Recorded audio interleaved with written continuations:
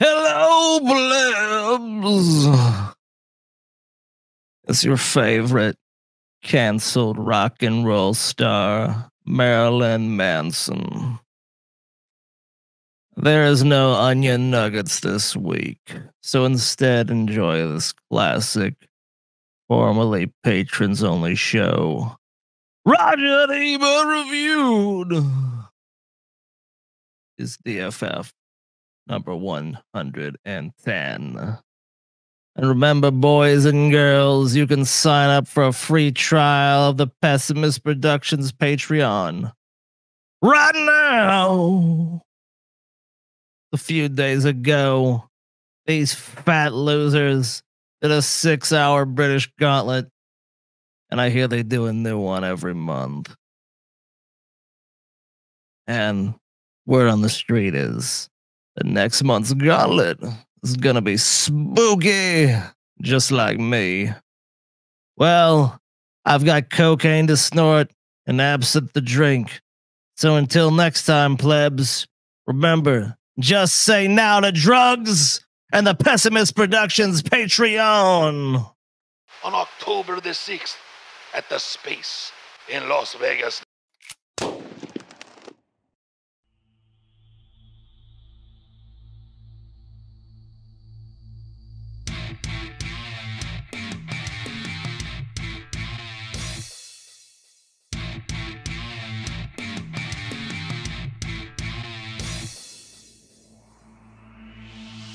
Deep fat fried. Deep fat fried. Deep fat fried. Deep fat fried.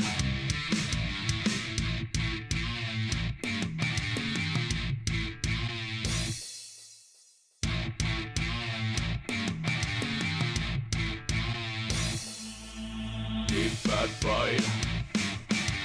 Deep fat fried. Deep fat fried. Deep fat fried. Deep fat fried. Deep fat fried. Deep fat fried. Deep fat fried.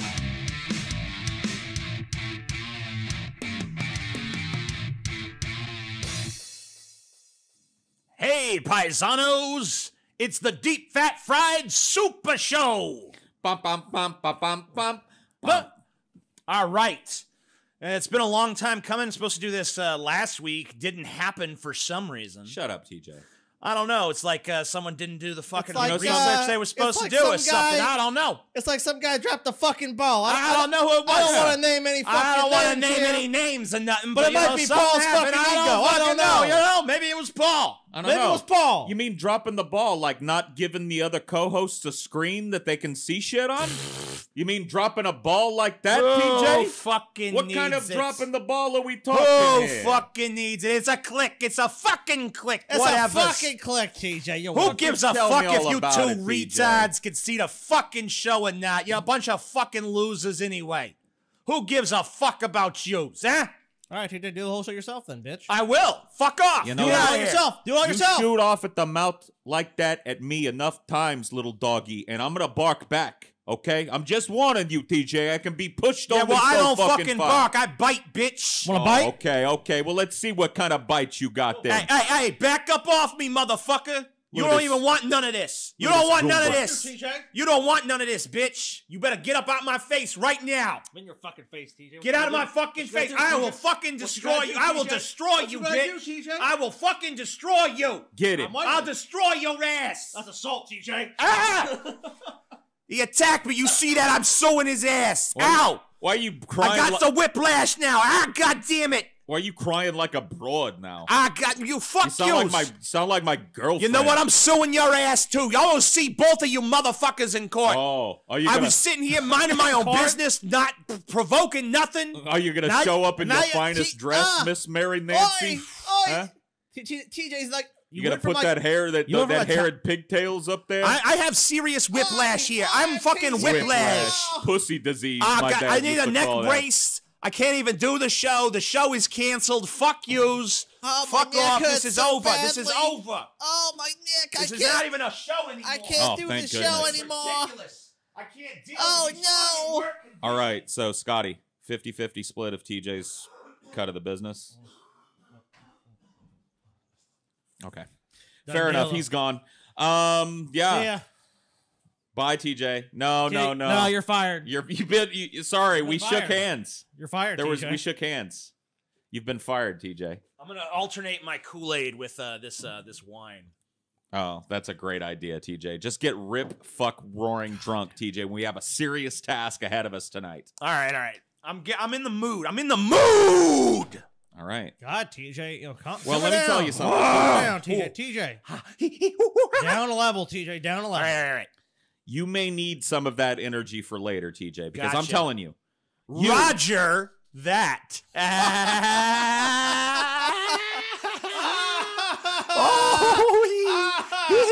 Oh, come on, Paul. That was a great one. Paul Special pun. No.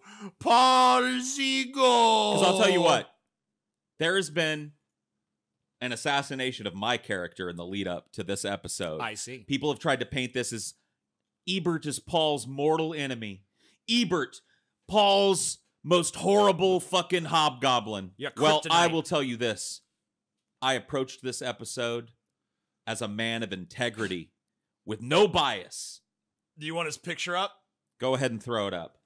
Blech. It's the earliest picture that I could find of Roger So Ebert. this is an episode, Paul. You're purporting that is filled with It objectivity. looks like the. It's objective in a nature. fair. We're giving Roger Ebert a fair shake. And you'll see how that plays out All right. as we get He looks going. like the good kid from like an old PSA that gets turned bad by drugs or something by the end of the PSA. I will tell people this. This is not a biographical episode, but we are going to find out a little bit about the guy for anybody out there that may not know or may be curious about the fundamental parts of his life.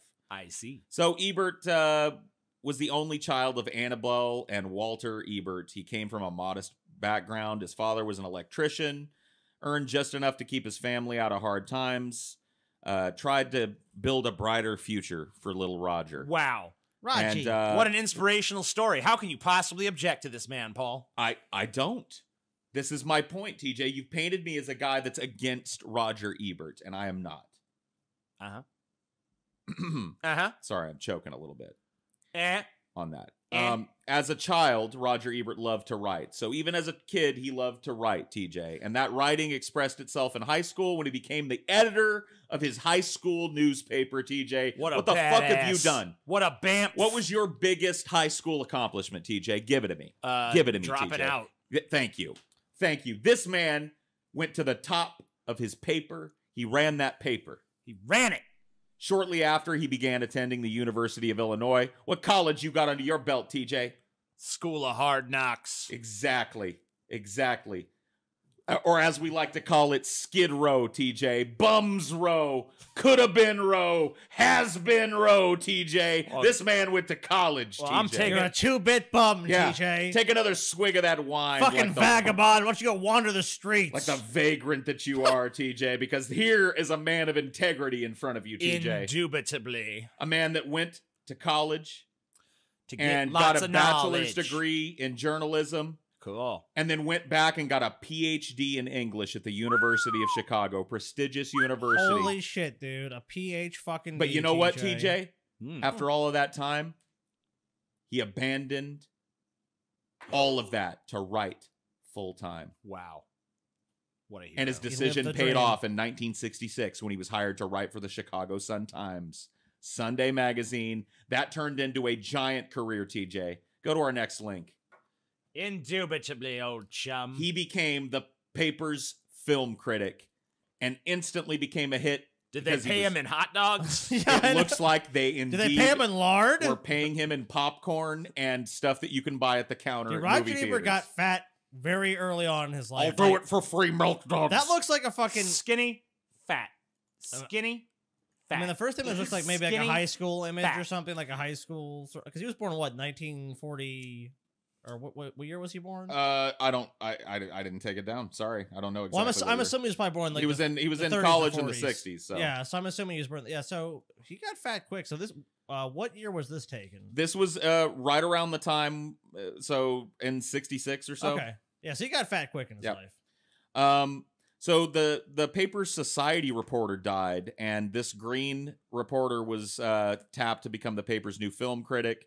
And it's doubtful that anyone would have predicted the prestige and longevity that Ebert would bring to his position. Won a Pulitzer. Certainly his bosses didn't sense anything. His appointment was buried on page 57 of the paper's April 5th, God damn, I didn't even know. 1967 edition. Page 57? Yes. Jesus. But TJ, another accomplishment comes up, because in 1975, after years of being a humble film critic, this man won a Pulitzer motherfucking prize, TJ. Yes! Yes! I'm gonna read to you a small excerpt from that Pulitzer Prize-winning essay Just on trying the to rights further- of women. Just trying to further tarnish TJ, the great reputation of Roger Ebert. This is disgusting. This is typical Coughing behavior his way of through his someone like accomplishments. Yeah. Okay, What happened? please continue, Paul. Ebert writes, Liv Ullmann won Best Actress Award of the National Society of Film Critics the other week, but for a moment her chances looked threatened. That wasn't because she had a strong competition, but because her performance in The New Land had hardly any competition at all. So weak were most of the year's female roles that 3 of the critics, blah, blah, blah, blah, blah, he names them, sponsored a resolution calling on the society to give no award at all in the Best Actress category. So basically, this was an essay calling for Hollywood to give women more interesting roles in films. It started organically, but then it got faster and more rocket. Yeah! Yeah! Women! So he won a Pulitzer Prize, and he was the first film critic in history, and to this day the only. No, I don't know if it's to this day the only, but he was the first Yes.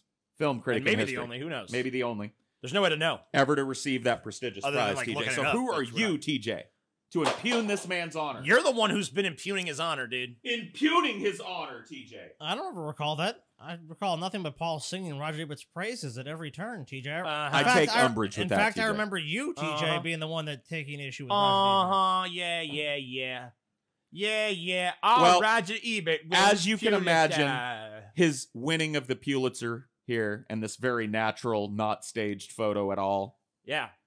Clearly catapulted Roger Ebert from humble film critic to film critic god.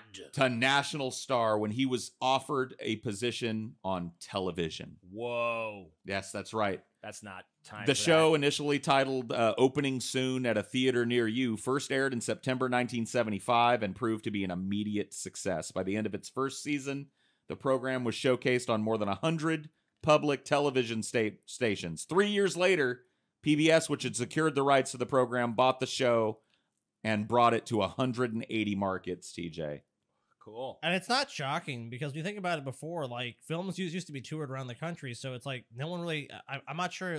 This is probably an innovative idea, is what I'm assuming, that like having film critics go and tell the general public instead of just writing a review, like going on and watching a television program. National film criticism. And you want to talk Yeah. about cheddar, TJ? Yeah. Can your cheddar stack up against this man's cheddar, TJ? Well, let's find I'm out. assuming not. Well, the show's popularity certainly fattened the wallets of the 2 critics. I It wasn't- certainly have a stronger jawline. Oh, TJ, below the fucking belt, man. That really was TJ. Come on, dude. All right, I'm sorry. Come on, dude. Really? I apologize. I mean, the Jesus. guy had cancer. In 1982, Siskel and Ebert were earning $500,000 apiece. Ooh. 4 years later, Wait, how much after did you say? $500,000 apiece in 1982. 82. So that's like a lot by today's standards. 4 years later, after Walt Disney Co. purchased the program, the 2 Right. critics doubled their salaries. So $1 million a year at that point. So yes. So by 1986, multimillionaires. Right. He had a long and illustrious career, probably the most well-known film critic in America. Would you challenge that? Yeah, no, I wouldn't. Most recognizable, kind of codified the thumbs up, thumbs down. I mean, maybe Gene Siskel, but that was because they were partners. Right. They So were they're tied they were a together. duo like Right. Laurel and Hardy. But I don't think that. I mean, like when it became Ebert and Roper, it sucked. Yep. But I don't know. What whatever you think about either of them as critics, And the entire time- they had a fucking strong dynamic. Oh, on that their show. endorsement Well, of the movie was a big deal. I pulled a video of Ebert and Siskel disagreeing about everything. And you that want we me to can, play- you want me to- go I'll for do it. it, I'll Let's do it. take a look. Bathroom humor, Gene. And It it's is very bathroom funny. Humor. It's very funny It's bathroom not humor. that. If you think it's funny, Yes, then I maybe do. you need to grow up along with Eddie Murphy. Oh, Roger, you can that's both go right. to Richard That's Pryor and right. learn how to be a little more mature. Now, let me tell you. What's with this laugh track? That wasn't there Yeah, originally, it's was it? very common back in these days to add this artificial laugh track. I don't remember. I remember watching Siskel and Ebert a lot. I don't remember ever hearing a laugh track. So maybe it was just something they were doing Maybe- at this time maybe that they so. got rid of later because it's weird. This is a very early episode. This is a 70s episode. yeah, you can even see the VHS Yeah. degradation down there in the bottom. Very funny. Oddly, people who haven't seen this film are going to agree. Gee, Roger's right. It should be clean. It should be clean. No, I you didn't really say played it to should the be audience. clean. I'm not playing to the audience, and Yeah. I'm not saying it should be clean. I have nothing against four-letter language. Right. I love it when Richard Pryor uses it. Richard Pryor uses it as poetry. Eddie Murphy uses it as a bludgeon. She comes to that camp naive, and she grows up at the end of the film. And that's I the like it. cliche, Gene. That's a cliche. Not the way she Surprised you plays fell it. for it. Not the way she It's plays it. just all by the numbers. Not the way she plays all it. by the numbers. The dancing is good. The plot, She's good. Tell me she's not good. she's okay. I think more than okay. What about the humor in it? What about the wonderful dialogue and the nice little plays on words and the way What that about they, the they excessive express fighting? their What about the excessive fighting? excessive fighting? This is the world. So it almost looks like these two just like handed the baton back and forth being morally outraged. yeah. One of them was What morally about the outraged fighting? today. Who's going to do it today? Who's going to be morally outraged today, Gene? I don't know. I This don't know, movie Roger. outrages me. This is not good for the America. Nevertheless, Reconsider your vote, I please. won't reconsider my vote. Nevertheless, I felt it Gorillas in the bottom Mist. line was worth recommending. Oh, that's because apes and It's a woman, gorilla. and they look pretty.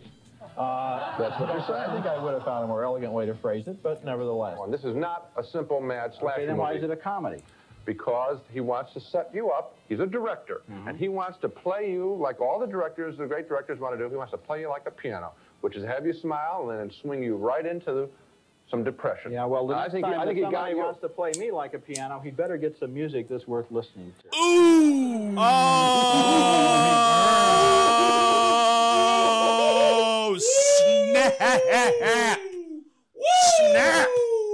TJ, have you ever delivered a sicker burn than that? I don't think so. Another humbling fact. Bow before this man, TJ. No one can see me bowing. I did bow. That was a sick, Fall that was to off the your cuff too. That was off the top of knees. his motherfucking head. Yeah, he's just like, He was a sick Motherfu- bird machine. motherfucker wants to play me like a piano. He better come up with some better sheet music, bitch. Wah, wah. But you like what both of the leads did in both their. talented guys. Give them a screenplay. I think they got one film with little dialogue. So much better. I'm not wrapping myself in the flag of children. You're wrapping yourself in the flag of the sophisticated film No, critic who's boredom. seen it all. No, boredom. Boredom with I don't Benji think running. that- I'm noticing that usually Ebert is the one defending shitty, terrible movies. Yes. And that Siskel is usually like, Hey, what are you, a fucking retard? Benji the Hunted? Yeah. I mean, grow up. You know what? Paul? You know what, Paul? Maybe the axe to ground with Ebert is because maybe you see a little bit of yourself. It's a dark reflection, dude. Once You again, see- you are you implying see- that I have an axe to grind against this great man with many accomplishments that dwarf all of our accomplishments I sitting mean, here at you the can be dais. sardonic, Paul, but I think you see a little bit of Ebert in yourself. Well, maybe you see a little bit of Siskel in yourself. Maybe sir. I do, Paul, but I would acknowledge it. Bored by this movie, and indeed, I found the nature of photography to be very interesting myself. I don't know what's wrong with you. You're really in the holiday season this year. You're giving out gift reviews. So, That's fucking badass, Uh-oh. to see it. I'd say see it, but be prepared to be disappointed. I'd tell a friend, okay, that's great. Okay, then I would agree with that. See it, but be prepared to be disappointed. At the end. If you can leave after an hour and 20 minutes, you'll think you walked out of a great movie. All right. So that gives you a taste of the dynamic that made these They guys had a household look, name. I mean, look, hey, whatever we want to say about either of these fuckers as critics or reviewers or whatever the fuck else, like, they had good fucking chemistry. And they fucking, sometimes they'd get along and be friends. Sometimes they'd be at each other's fucking throats. Dude, when I was a kid, that was a big deal. It'd be like you'd see like an advertisement for a film, and it'd be like, Siskel and Ebert give it 2 big thumbs up. Yeah.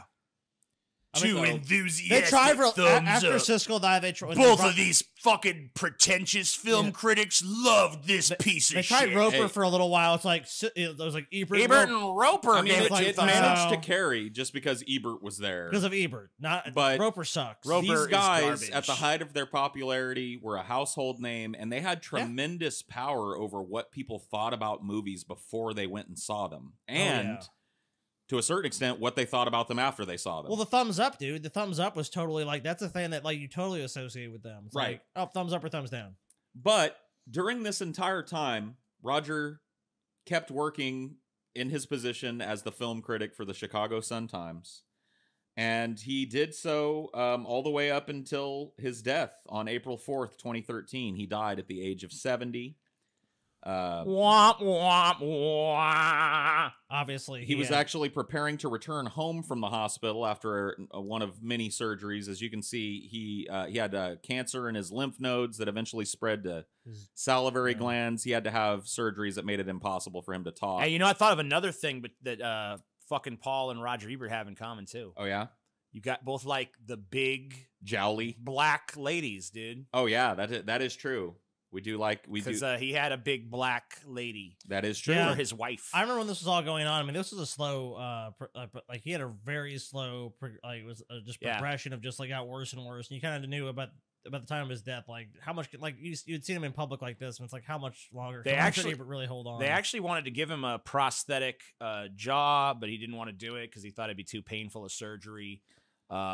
They wanted to. They were actually developing a voice thing for him, Like Stephen Hawking like a had. Stephen Hawking one, but it was going to sound like him because it was going to be reconstructed from old, TV episodes but and I'm shit. sure he died before that. But he happened. died before they could develop But it. even so- in his end days, TJ, yes, he had a great parting quip. Leave that picture up. okay. Here's what he said to somebody. He scrawled this on a napkin. He said, "There's no need to pity me. Look how happy I am." Even he knew, TJ, and was able to lampoon his appearance at the end. Yeah. The perpetual smile that seemed to be forced onto his face. Yeah, that's true. So, TJ, are you ready I'm ready for to what? step into the water with this big fish? Because there's guess. no way for us to do this episode unless we play his game. And his game, TJ, this TV stuff was an aside. The thumbs up, thumbs down, that was an aside. His real bread and butter was 4 stars or below. That's what he did at the Chicago Sun-Times the entire time that he was there, and that is what we are going to do tonight. Yeah. I have selected a random, totally, incredibly, increasingly, I can't even drive home how random number of movies Okay. that I think we've all seen. Well, all of them listed here, And we are going to go through each one. and rate them between 1 and 4 stars. Now, right? before we do that, or 0 and 4. I yeah, guess. 0 and 4 stars. And we can do it in half increments as well. This is Roger Ebert's game. This is the man's game. Are you guys ready to play? Let's play. You guys ready to step in? Let's play the most am dangerous game. indeed. Well, before we do that, we go back to that last one there, TJ. Yes. Before we do that, let's talk a little bit more about the man. He knew that video games can never be art. He was aware of that. You guys are aware of this, right? Oh yeah. Yeah. Right. Do you want to read to us a little bit of his thesis there? Having once made the statement above, I have declined all opportunity, and he's talking about video games can never be art. Yep. I have declined all opportunities to enlarge upon it or defend it. That seemed to be a fool's errand, especially given the volume of messages I received urging me to play this game or that and recant the error of my ways. Nevertheless, I remain convinced that in principle, video games cannot be art. Perhaps it is foolish of me to say never, because never, as Rick Wakeman informs us, is a long, long time. Let me just say that no video gamer now living will survive long enough to experience the medium as an art form. So he was very, I mean, we don't have to read the whole thing, but he was very Oh, adamant. we're going to read it all. We're going to read the whole fucking article. I don't think you should, TJ. We're going to read the whole fucking giant ass goes on forever fucking article, motherfucker. He was not a fan of video games as a medium, did not think that they were art, even though he did spend a chunk of his time talking about and reviewing them with Gene Siskel. He played some video games in the 80s. I think I pulled a video of him and Gene Siskel boogieing down to some technological marvels. Oh, did you? Yeah. Okay, let's take a look. I gotta take this down and then fuck. I need like more screens even. Give me 1,000 screens. 4 is not enough. Give me 28 screens. Actually, TJ has 5 screens you can play with. Oh yeah, that's true. Out of the balcony and into the luxuriously appointed all-American den, where we preview and test drive some of the hardware and the software that might make good gifts this holiday season. The Nintendo video game system. We're going to now... Sorry for the insane volume level. I like they have this these two started with, funny by the way. nutties fucking Nintendo gaming system. We're gonna play the duck hunt. You didn't get shit. You've never missed a duck yet. You told me there was a secret to the game. There is a secret. I went to military school. I know how to shoot. Gene and I are still catching up with the basic Nintendo system. Ada kid. Now. Yeah, great kid. It was a little frightening to hear the kids saying that they play 2 hours a night or 1 hour a night. That's a hell of a lot of time. And what That's less than the length of a movie. Listen to this, guys. about parents who say, I got a Nintendo system for my kid, and now I can't get him away from the television set? Good, that's what we want to hear. I'll do anything. Hell yeah. That guy is honest as fuck. I That's what love I that want. shit. Yeah, awesome. Oh, That's we our don't- plan. This is a pretty long clip. I just wanted to show them kind of fuddy-duddying around with games. Video. Duck Hunt. What's the deal But you know with what? video my games? You know what? I'm not going to dwell on this, TJ, because Yeah. the man might have been a little out of touch with video games, but nobody can impugn his honor as a film critic and a lover of film. Yeah. Okay. So let's step into the arena. You want to go to the arena? Yeah, let's just do it, man. All right, rock on. So what we're gonna do, let me just explain this. Let me just fucking pull this shit up. So here is the chart, right? So this is the films we're gonna look at. We're gonna give our own star reviews in these little columns here, and then we're gonna take a look at what Ebert's review was. So here's the films: Clockwork Orange, Fight Club, UHF, Die Hard, Fear and Loathing in Las Vegas, Alice in Wonderland, Speed 2, The Usual Suspects, Starship Troopers, Cop and a Half, The Happening, Dead Poets Society, Death to Smoochie, Team America World Police, Anaconda, 2012, Junior, The Phantom Menace, Reservoir Dogs, Tommy Boy, Home Alone 3, Garfield, and The Thing.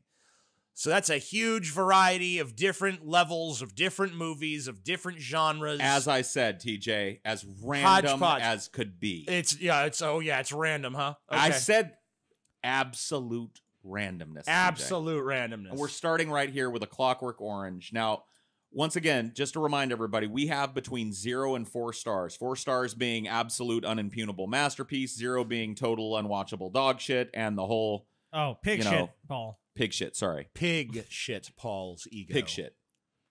Watch the post show if you want, or pre-post show if you want to understand that joke, ladies and gentlemen. So, what do you guys think about this movie? I think we talked about it pretty extensively during our look back at the films of Stanley Kubrick. The visions of Stanley Kubrick. The TJ. visions. Well, Thank you, TJ. I was describing. Thank you, them. TJ. I wasn't okay. Thank you, TJ. Shut up, Scott. Thank you. God damn you. Anyway, it's a good movie. Yeah, I mean, it's solid. It's interesting. I just watched it again recently after the Kubrick episode because I got nostalgic for it. Yeah. Holds up great, has a compelling message about the nature of society and the nature of violence and the nature of all kinds of, crime. I mean, It's kind of, I don't know if you could call it necessarily prescient because not too much of it happened yet, but I have an idea. I have a feeling that this film might become more prescient in the next 20 or 30 years. As time goes on, Yeah. I think that it's just way ahead of its time to where modern times haven't even quite caught up with it yet. Yeah, I wouldn't argue with any of that. What about you, Scotty?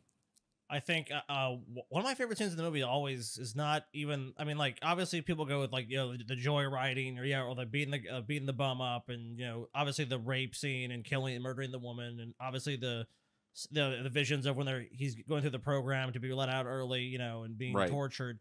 But I always like the end when he gets thrown out of the building or jumps out of the fucking building or the house where obviously they'd victimized that guy and his wife. Right. And then the politicians then, oh shit, we got to cover this up. So suddenly, the guy that you fucked over and did all this horrible shit and actually you destroyed his life. Now he's the bad guy. Right. I always just love that element of the story, how it comes full circle. So, I mean, I would say this is one of my favorite Stanley Kubrick films. Not my favorite, but one of them. Yeah, definitely near the top or at the top for me. My top Stanley Kubrick film is always vacillating. I can never pick. And it's like, and this is a film, if you watch, I mean, whether you like it or not, it's very memorable. And to me, Oh yeah, you'll never forget it after you've seen it. I mean, like, I can almost tell you the entire progression of the movie just off the top of my head. For me, this is I'm willing to give my review now. I'm willing to give this 3.5 stars. I think that this is about as close to perfect as you can get in a movie. Paul says 3.5.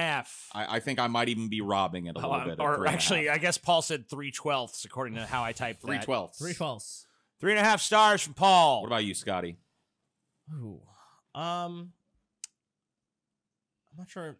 Well, I definitely. I always say don't be a pussy. You're playing a man's game now, Scotty. There's no time for you to sit there and contemplate. Well, you deserve $4, $3.99. Make a decision, Scotty. Okay, I'll do 3.4. 3.4. You can't do 3. It has to be halves. Half stars. Bullshit. That's how we have to play the game. Bullshit. As Ebert played it. This is fascism. Okay, a man's 3.5. 3.5 then. 3.4. What a fucking weirdo. You piece of shit, Scotty. Why you such a piece of shit over there, huh? What you doing over there, Scotty? Well, fuck you guys. Fuck you and your 3.5 stars. I give it 4 stars. Wow. Go ahead. All right, so we all seem to agree, and we are all incredibly wrong. We're wrong. We have failed to play the man's game. This is a 2-star movie. 2 stars. 2 stars. Yeah. Stanley Kubrick's A Clockwork Orange is an ideological mess, a paranoid right-wing fantasy masquerading as an Orwellian warning. It pretends to oppose the police state and forced mind control, but all it really does is celebrate the nastiness of its hero, Alex. I don't quite know how to explain my disgust at Alex, whom Kubrick likes very much, as his visual style reveals, and as we shall see in a moment. Alex is the sort of fearsomely strange person we've all run across a few times in our lives. Wait, what? No. I have never run across anyone like Alex. Which is kind of the point of the character. Life, dude. What kind of life was Ebert living that he was bumping into Alex DeLarge's all the time? No. He must have. Damn, Ebert, your life was more interesting than I thought. So we've already fucked ourselves, guys. We way overrated this film. Clockwork Orange, whatever you might think of it, TJ, that's a 2-star film. I'm more than an ideological mess, TJ. I doubled the score. Doubled it. You fucked it worse than we did, and we fucked it pretty bad. You guys fucked it up, but I royally fucked it up. Oops. Well, maybe we'll do better with the next film, TJ. One that we've all seen, one that most people will be. Take a quick look at the scoreboard as it stands now. So once again, Ebert, Clockwork Orange is a 2-star film. We thought it was 3.5, 3.5, and 4 stars because we're stupid. We're stupid. How many Pulitzers are between us, the three of us again? 0.0 Pulitzers, I believe. Damn it. Not even a single Pulitzer here. So obviously, 0. Well, obviously this is correct. Maybe we'll get better as the list goes. Maybe we will come closer. Yeah, we got to try harder. That Yes. just shows that, we need to put more effort into this, guys. More effort. Okay. Well, the next film, TJ. All right, one I'm that's ready. instantly recognizable to most people. This is Fight Club. Fight Club. First rule of Fight Club is... I've seen this movie a bunch of fucking times. I've probably seen it a dozen times or more. I think every person who's any kind of neckbeard or edgelord has probably spent at least 2 or 3 Fight Club viewings. And I know that for me, it's probably around like 10. Yeah, I mean, it's a great movie based on a great book. And yeah, unfortunately, the slideshow that we're using is probably going to pop up a fucking ad every once in a while. One of the few movies that I've always kind of felt was one of the rare instances where, I can't say that I've read every book that a film has been based on or vice versa, but I could say that in this instance, I feel like the movie, although the book is good, the movie kind of slightly, I think, edges it out. I don't know that I'd agree there. I'm always usually a guy that defers to a book over a film. That's just a personal flaw of mine. But I would say it comes very close. I would agree with that in general. But I think that in this case, I'm gonna give the edge to the movie. But whatever. It's I a love great them both. movie. It's got an edgy message. It's shot wonderfully and it's edited fucking impeccably. So it's just never stale, never boring, never lingers too long on any part of its subject matter. Oh, Meatloaf. Yeah, Meatloaf is in it with a big pair of bitch tits. Oh, I love Meatloaf in this movie. I love how chaotic it is. I love how you're always second guessing. Meatloaf. His name is Robert Paulson. He has a name. His name is Robert Paulson. In death, the agents of Project fucking Mayhem have a name, Scotty, and his was Robert Paulson. His name was Robert Paulson. It's a beautifully shot movie. It's iconic. What do you think about a rating? Let's start with Scotty this time. Let's let Scotty lead the ratings cavalcade. Come what on, would you give Scotty. this, I really Scotty? enjoy this movie, but I'm gonna give it 3 stars. 3 stars. 3 That's stars from respectable. Skittle. That's still a great movie by the Star System. I really enjoy this right? movie. There's a Yep. lot of good things in it. Like they said, there's a lot of great performances. Yeah. Yep. I'll give it 3.5. 3.5. Fair. Paul, where do you fall on that scale? I'm going to go with 3.5 as well. Okay. I feel like this movie is pretty close to goddamn perfect. Pretty goddamn close. But guess Man. what? I mean, we reached deep. Were we right, guys? No. This is a 2-star movie. Damn it. yet again, This is another middle-of-the-road mediocre film. Fight Club is Fight the most... Club is the most frankly and cheerfully fascist big star movie since Death Wish. What? A celebration of violence in which the heroes write themselves a license to drink, smoke, screw, and beat one another up. I felt like Fight Club was kind of criticizing that. But Sometimes, for variety, they beat up themselves. It's macho porn, the sex movie Hollywood has been moving towards for years, in which eroticism between the sexes is replaced by all-guy locker room fights. What? Women who have had a lifetime of practice of dealing with little boy posturing will instinctively see through it. Men may get off on the testosterone rush. The fact that it's very well made and has a great first act certainly clouds the issue. damn it. So I guess those 2 stars come from God, the first act. Hollywood just fucking constantly is pulling the wool over my eyes and convincing me shit's good I when know. actually it sucks.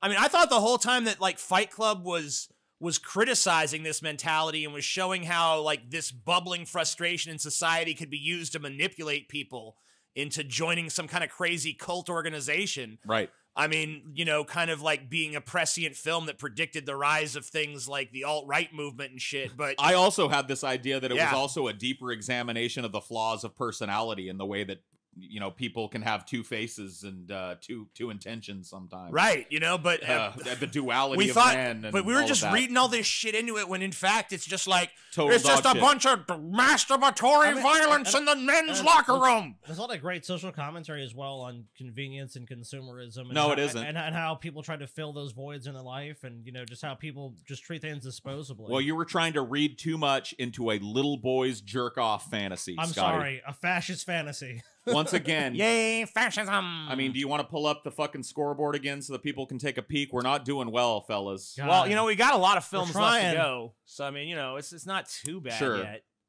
I You mean, know, whatever. but it's not a strong start. Yeah, We're over budgeting these films. the closest any of us has gotten has so All far right, is with guys. Scotty. You know what? We might have to fucking just say the next one is a 2, regardless how we feel, because maybe then we'll tie. No, the that's favorite. not how we play the game. We have to go with our gut, Scotty. What We if have my to gut go says 2? With our gut. What if my gut says if your 2? gut says Paul? 2, then say 2. All right, there you go. We got it all on UHF. So this is a movie. A lot of people might not be familiar This with is- it. It's a it's little a bit of weird an little movie. underground. Yeah. I don't cult know, film. dude. Weird Al is pretty Al popular. I Yankovic, think a lot of dude. people have probably checked this out in the intervening years. Um, But whatever. Even if they haven't, fuck them. This movie is one of the best fucking comedies ever committed to screen. I mean, it's just like funny throughout the film. It plays with different kinds of humor. There's stupid jokes. There's smart jokes. Slapstick, dude. There's almost everything. Yeah, I mean, like it covers so many. There's black comedy. I mean, it's just like all over the fucking map. But you know, it's still a cohesive thing. It's not like a masterpiece or anything, but as far as like, you know, screwball kind of crazy comedy movies go, it's like really at the top. I mean, of and that it's fucking ambitious genre. too. Yeah. Like visually, sonically ambitious. It Mhm. plays around with a lot of conventions, and it's a really one of a kind movie. The way it lampoons the culture is actually done super effectively, which like a lot of times parodies can be super cringy or you know, Ham-fisted. not hit the Yeah. mark at all. It's actually a kind of a time capsule for a bygone era of Right. entertainment. And it feels like it really was like Weird Al taking what he could do musically and lampooning songs and doing it to Hollywood and doing it to the movie industry. And it's just like he's just as adept in that realm as he was in the music realm. So it's like, how do you not love that? Yeah. You know, to take this guy's brilliant fucking sense of humor and brilliant ability to show you how absurd something is, you know, not by just stating it outright. I mean, I kind of view Weird Al as kind of like a critic in his own right, but he's showing you the flaws in a different way. Weird Al's had some serious fucking staying power, and I Oh, mean, God, yeah. Oh yeah, he's still around. I mean, he's still doing around. his thing. People are petitioning for him to do the Super Bowl show. Dude, you know? he's an all around great guy, like a genuinely good human being, and this movie is no exception to that. Like it's really the perfect movie for him. It's almost a shame he just didn't do anything else with movies, really. So ratings, fellas, what are we feeling? Who Scotty went first last time? I think I went first the first time. TJ, I'll give you it, lead this one off. I'll give it 3 stars. I agree with 3 stars. 3. That's a 3 across the board. And I think that we're pretty fair there. And I think that we're probably going to nail it this time, guys. Let's take a look. Kaboom! One. God damn it! This is a 1-star film. We're suckers. Somewhere there is an audience for UHF. Here. I have no doubt. And somewhere this weekend, someone may laugh at some of its attempts at humor. Weird Al Yankovic has had a lot of success with his parodies, songs, and music videos spinning off of Michael Jackson and other easy targets. But this is the dreariest comedy in many a month. What? A depressing slog through recycled comic formulas. Those who laugh at UHF should inspire our admiration. In these dreary times, we must treasure the easily amused. Damn. Pwned. Pwned from beyond the grave. I don't think I've ever heard somebody miss the mark harder on a film. I'm sorry to break kayfabe for a moment. God damn you, I've been trying to get you to break kayfabe the whole time. Now you're going to do it? I'm sorry, this is the one that did it. That was just such a brain dead statement. Can we just drop it outright then? Yeah, let's do that. Okay, thank you. Can I reveal that I hate this man with every fiber of my being, and I think he's a retard? I intentionally selected every one of these films because I know them to be wrong, and we're going to roast this fat, apple-smoked, cancerous pig for the next fucking hour.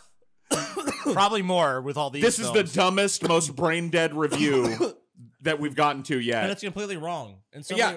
Well, he totally misses that it's supposed to be a retread of old comic formulas because it's making fun of Hollywood, which is constantly spitting out bullshit. It's a subversive film. It really, because like I agree with you entirely. At the surface, yeah, you can see there is comic formulas, and it does feel like a paint by the numbers movie. But watch the actual film and tell me you come away with that impression. Well, one of the patterns that I noticed in pulling for this episode was that Roger Ebert either doesn't get or violently doesn't like any kind of subversion in movies. If a movie is subversive, he's gonna fucking hate it. What's next, TJ? The next movie is Die Hard. Oh shit, dude! The ultimate Christmas badass movie. I love this fucking movie, dude. Who doesn't love and this movie? And this is actually Alan Rickman. Bill knows that this is his first. Dude, this is like a movie. Imagine this being your first big Hollywood break, dude. There's movies out there that I really love that if people don't like them, I can understand. Sure. Like, you know what? You don't like that movie? I understand. There's some weird shit or whatever. But Die Hard is one of those movies that if it's like if I'm talking to someone and my esteem for them is at like, I don't know, a 7 or something, and they say like, man, Die Hard sucks. Yeah. That esteem is going into like a 2. Yeah, you're like, you say he's like, you know what? Fuck you. I'm writing you off as a human being. You say Die Hard 2 sucked or like Die Hard 3 sucked? Like, or I'll hear you out, but 1? Yeah, if you're going to say that the original Die Hard sucks, you're a fucking retard. You're fucking wrong, dude. You're just stupid. You're just a contrarian moron at that action point. Movies. I mean, it's a masterclass. Okay, so let's just, you know what? Great fucking dialogue. Hey, guy in the comment section typed, it's all subjective. Fuck you. Yeah, of course it is. It's all subjective. But you're subjectively wrong. Right. Yeah, I am saying that my subjective worldview and your subjective worldview at that point are so incongruent that fuck you. Yeah. I mean, it really is We're not even the same species anymore. It's a good canary in the coal mine, because, yeah, if I ever met somebody that tried to shit on this movie, I'd be like, okay, but I probably have very little in common with them. I can't even think of a time it's happened. I can think of every movie, like, I can think of the movies I love that'll just shit on me. I cannot think of a single fucking person I've ever met, heard of, or seen. And I'm sure they're out there. I'm sure they'll come out of the woodwork now. But organically, throughout the course of my life, I have never heard a disparaging fucking word about fucking Die Hard. Well, you better get ready, TJ. But God let's damn give it. it our let's give it our fucking rankings first. I give this a 3.5 all day. I agree. 3.5 easy, dude. I mean, yeah, I would give it a 3.5. I'm gonna be more generous. You're gonna go 4. I'm gonna give it a fucking perfect 4. I don't. I won't fucking. I'm one of argue. those people that I had to have very few 4s. Yeah, or 10s for or me, whatever. a 4 is gonna be like a rarity. But I'm sorry. Well, hold on. If we're gonna look at this, I mean, like, how are you judging it? Against all films or as an action film? Because I'm doing. Find me a more perfect fucking action film than Die Hard. Against, I would do it against all film. I would look at the action element as a Well, subgenre. I'm saying if you're gonna make an action film, right. you be I mean, like, I don't see how it could be done much better. That actually lines up with something that I read that I didn't include in the research that Ebert said. He said that when it comes to the stars, he tried to not give them based on just whether he liked the movie, but what the movie was intended to be. What it set out to try and accomplish, and how much of that accomplished. I mean, Die Hard 100% executes every single thing that it tried to accomplish. I think it's a 4-star fucking film myself. Well, you're wrong. It's a 2-star film, TJ. What a dumb twat. The idea has a certain allure to it. A cop is trapped inside a high-rise with a team of desperate terrorists. He is all that stands between them and their hostages. Give the terrorist leader brains and a personality, make one of the hostages an estranged wife of the cop, and you've got a movie. The name of the movie is Die Hard, and it stars Bruce Willis in another one of those Hollywood action roles where the hero's shirt is ripped off in the first reel, so you can see how much time he's been spending in the gym. Little fat salt there, I think. Yeah.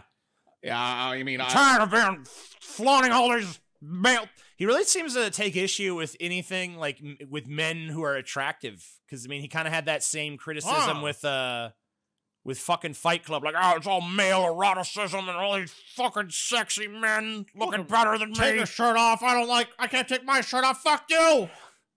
I don't look good without my shirt on. It's like the mind blowing thing here is, I mean, Roger Ebert is obviously an intelligent guy, but his reviews are always very superficial to me. It's like he's just explaining the film in the most general I will terms. say, I understand it's for a larger audience, and he's. I will say one thing. cognizant I'll of say that. one thing good about Roger Ebert, even at this point in the episode.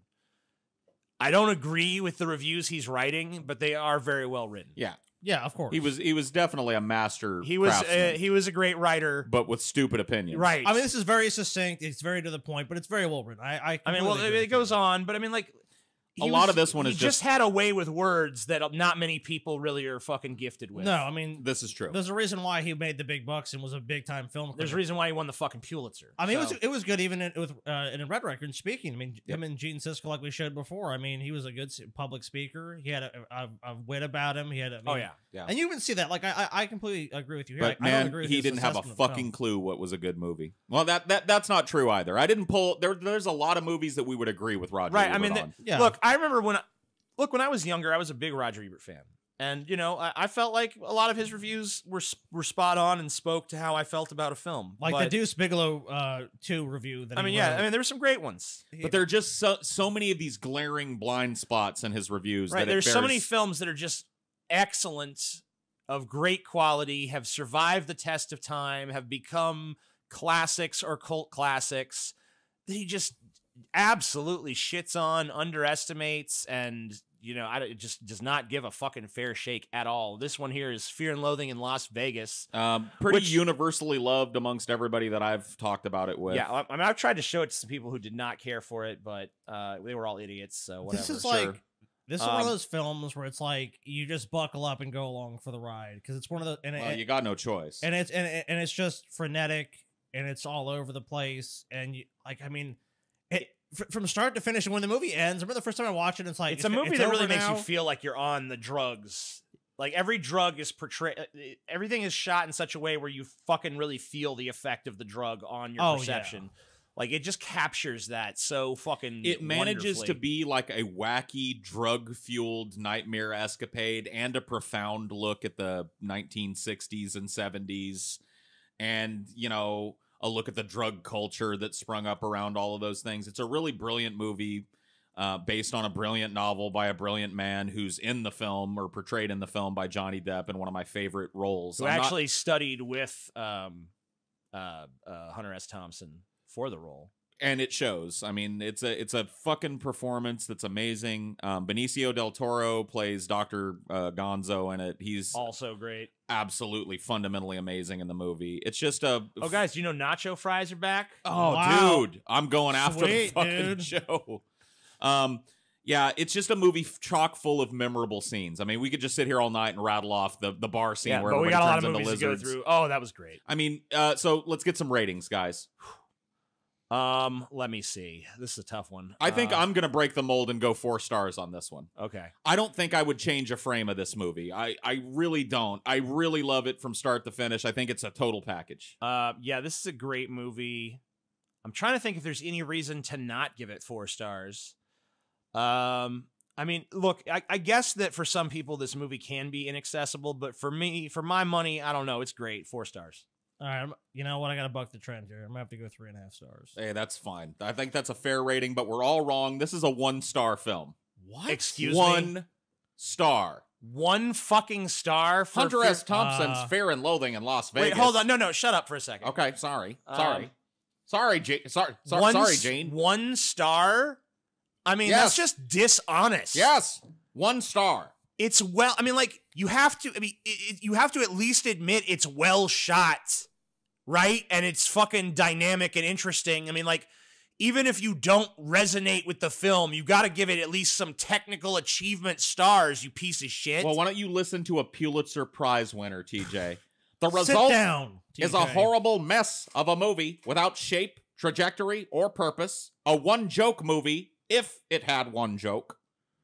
The 2 characters wander witlessly past the bizarre backdrops of Las Vegas, some real, some hallucinated, all interchangeable, while zonked out of their minds. But that's the point. Humor depends on attitude. Beyond a certain point, you don't have an attitude, you simply inhabit a state. I've heard a lot of funny jokes about drunks and druggies, but these guys are stoned beyond comprehension, to the point where most of their dialogue could be paraphrased Won't you as, clutch some fucking pearls, Roger Ebert? Come Yeah. on. So he wasn't a druggie, and he didn't like that there was drug humor in the movie, so it's a 1-star film. But not only that, it's like they wander from place. But that's the whole point, is that they're tripping on, like they're not aware of what's going on around them, and when they do become aware, it's their perception is totally altered Nope. from reality. It's supposed You're to be wrong. about how lost they are Yeah. after the fucking idealism of the 60s crumbled, right? Just a one-note movie without a joke. No, I mean, like, that's not right. One-note movie without a joke, TJ. One note movie without a joke. If it had a joke. frenzied hyperbole, TJ. Wow. Fuck Roger Ebert in the ass until he is dead. Well, let's move But you- on, TJ, to another... Wait, Wait a minute. this isn't right. Uh-oh. Something getting Ruh-roh, TJ. moved out of here. Okay, that's just in the wrong order All for right, some that's reason. fine. Here we go. We can go back to it. It's fine. We'll just go back.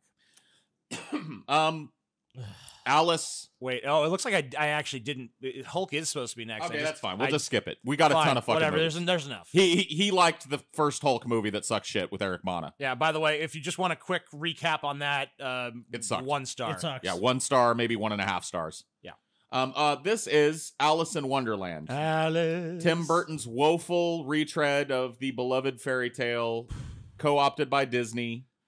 Raped utterly by Disney and Tim Burton, and the man that you see before you is the Mad Hatter, who is somehow the centerpiece of this. Because he's Johnny Depp. Because he's Johnny it's Tim Depp, and Burton. and putting Johnny Depp in a little blue dress and blonde pigtails probably wasn't going to fly. This is when I saw this Johnny Depp performance. This was when I really am just like, Johnny Depp's kind of over, huh? Like, there's no more Johnny. Like, the Johnny Depp that was once cool and admired is just pretty much gone. I've got to be honest with you. I've always been hit or miss with Johnny Depp. Right. Well, lately it's been all miss. And so. I agree with that. Yeah, he has been. This movie is pretty abysmal. It's totally commercial. Oh my god. I've seen it once. It is a cavalcade of I've just seen like it twice. like. It's the type of movie that you would hear pretentious people call visually stunning because it's just a puke of constant CGI and nonsense. It's CGI overload. The magic of the Alice in Wonderland adaptation from Disney. They totally tried to lost.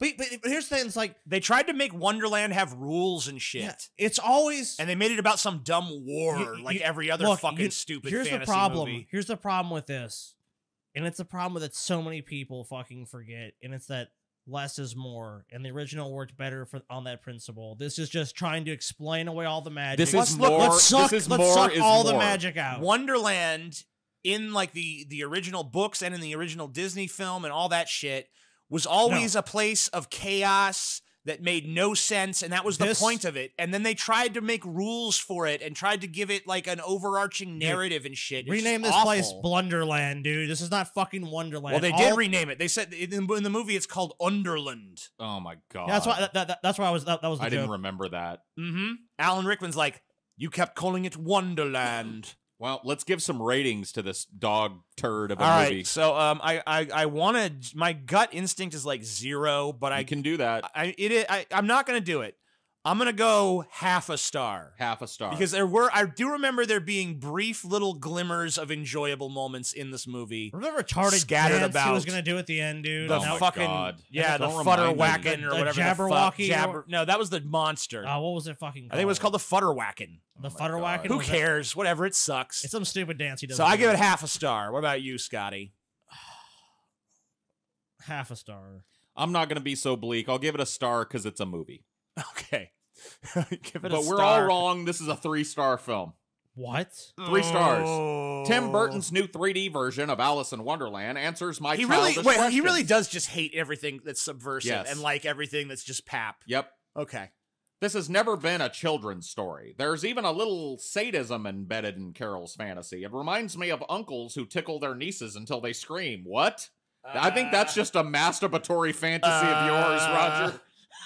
Wow, I didn't even read this. I'm uncomfortable. Should I keep going? Keep going, I guess. Let's see where he goes with that. Things were said about Lewis Carroll, so.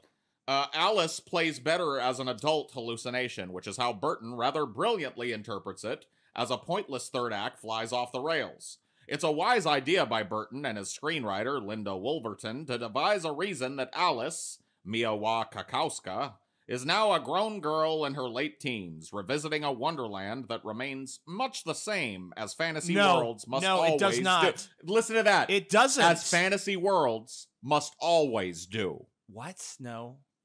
He has some kind of fucking internal rules for what fantasy worlds can be. Oh, God. And he's judging movies by that. And that sentiment led him to give Alice in Wonderland, Tim Burton's fucking nightmarish, undefendable piece of shit, 3 stars. It doesn't even meet that criteria, No, it doesn't.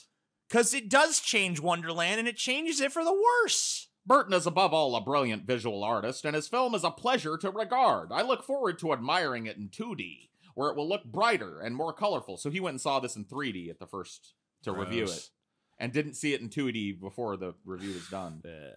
No artist who can create these images is enhancing them in any way by adding the annoying third dimension, but never mind that. Okay, so he didn't like 3D movies. Right. But he, 3 stars is like, it's not fucking one of the Hall of Greats, but this is a good movie. Hey, go see it. Ugh. Strong recommendation. Ugh. I mean, he was close to death at this point. We can chalk, I don't give him a pass for that because we'll see. We'll see. The era doesn't matter. Taking an eminently memorable and original film, so let's just the 1951 version, and then just fucking shitting out this commercial fucking path. Gonna update you guys on what's going on here. Give you guys a little glimpse at the chart so far. No one's landed on the Ebert rating yet. I mean, none of us have really even gotten close to it. Scotty got within 1 We've star. all been outside of a point. So Scotty got 1 point away. Right, on, that's what I mean. Fight Club. Nobody's got within a half point of Ebert ever. God damn it. God. All right, so let's take a look at our next movie. This is Speed 2: Cruise Control. One of the most doggedly horrible sequels to what was a fundamentally fantastic action film. Yes, with a great concept. Speed, which was the name of the movie, the fundamental central driving force of the first movie, and they take a second movie and call it Speed 2: Cruise Control, and it's on boats. Oh god, the ending of that movie. It's on a slow-ass cruise ship. The ending of that fucking movie. How do you call that speed? Idiotic. It's one of the most idiotic fucking sequels I've ever seen. Oh my god! Relegated to fucking made for TV, and it's almost like a made for TV movie. Keanu Reeves is not back. Wisely on his part. No sense.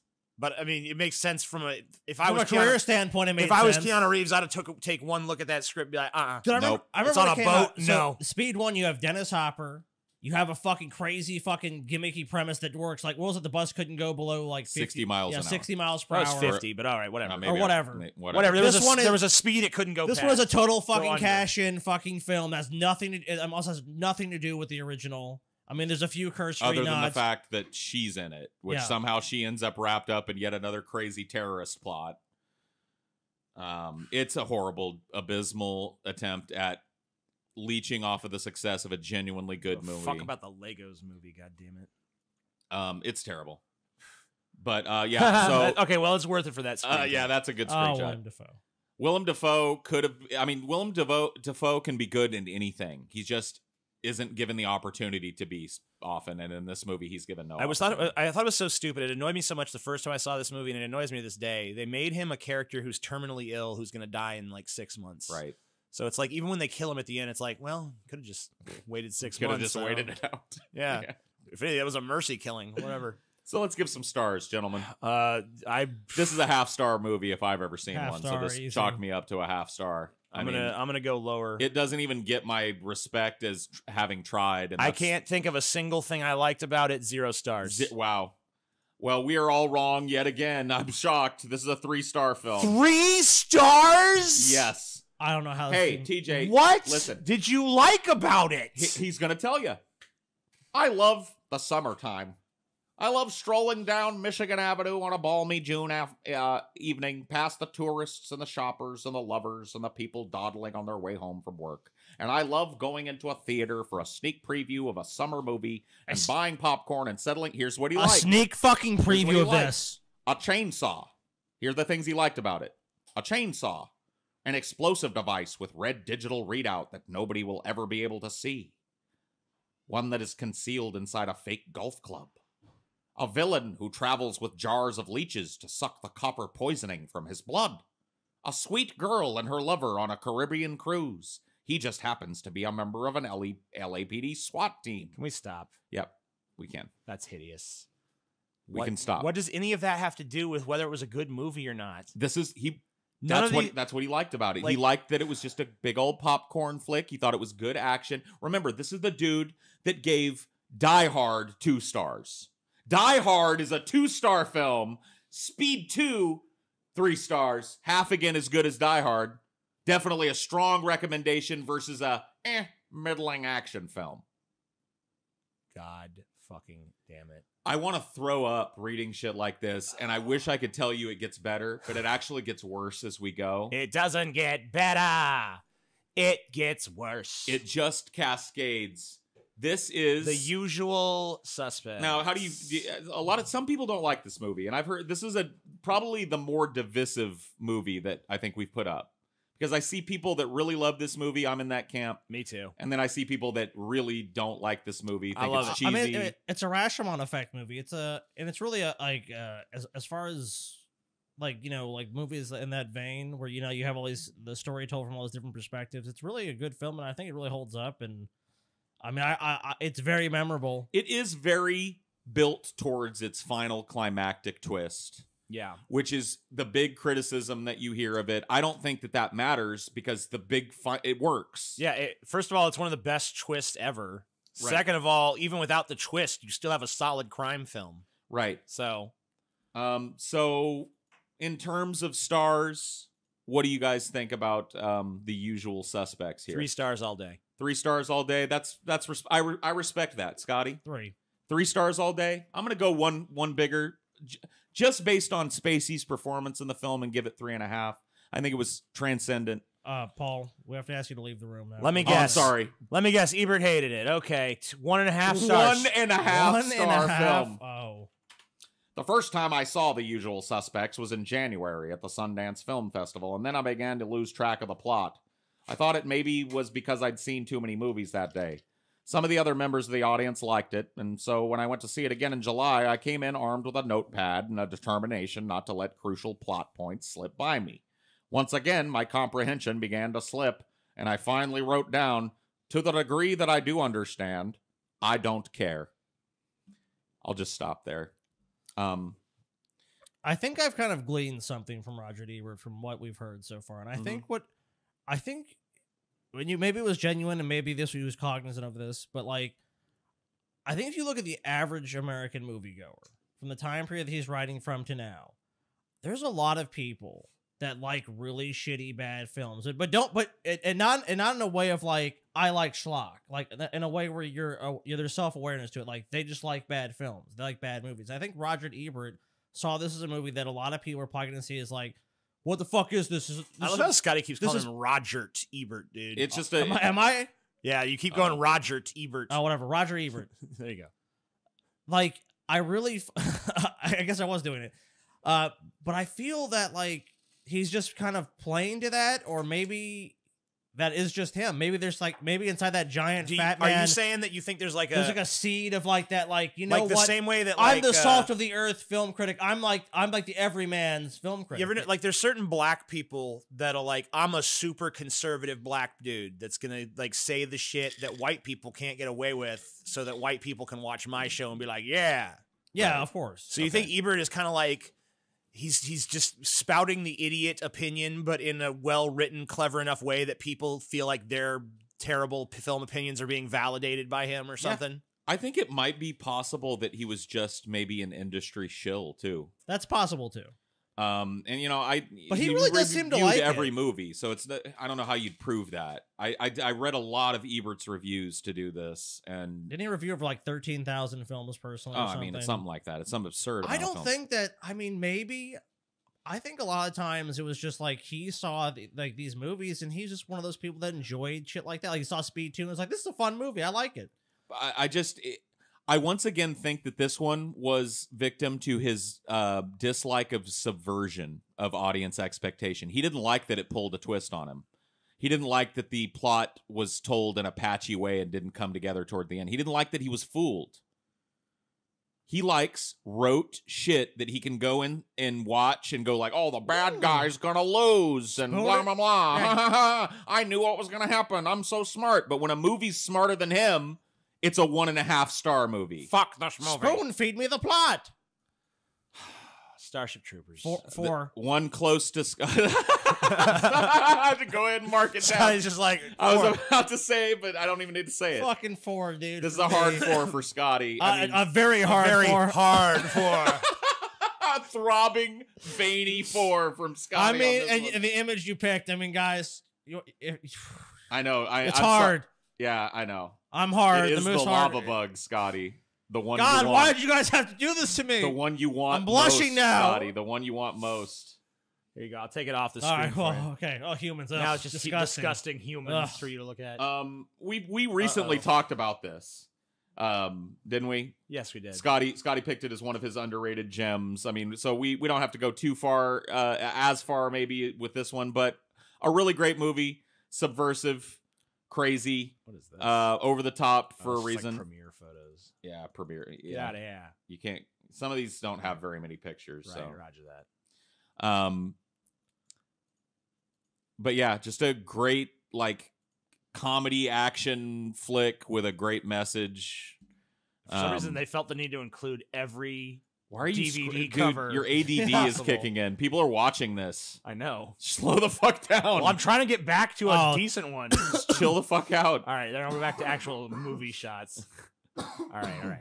So anyway, Scotty's already thrown down his rating. I'd go 3.5 on this one. Yeah, I'm gonna be a little less generous and say 3. All right, fair enough. I think it's. We're a little divided, but I mean, look, we're all within a point of each other. I think on it's this. good. We all agree that's a good. This should be a good 4 movie from Roger Ebert. Let me guess, 1.5. No, this is a 2-star film. Okay, well, whatever. Starship This guy Troopers must be out of his fucking mind. is the most violent kiddie movie ever made. I call it a kiddie movie not to be insulting, but to be accurate. Its action, characters, and values are pitched at 11-year-old science fiction fans.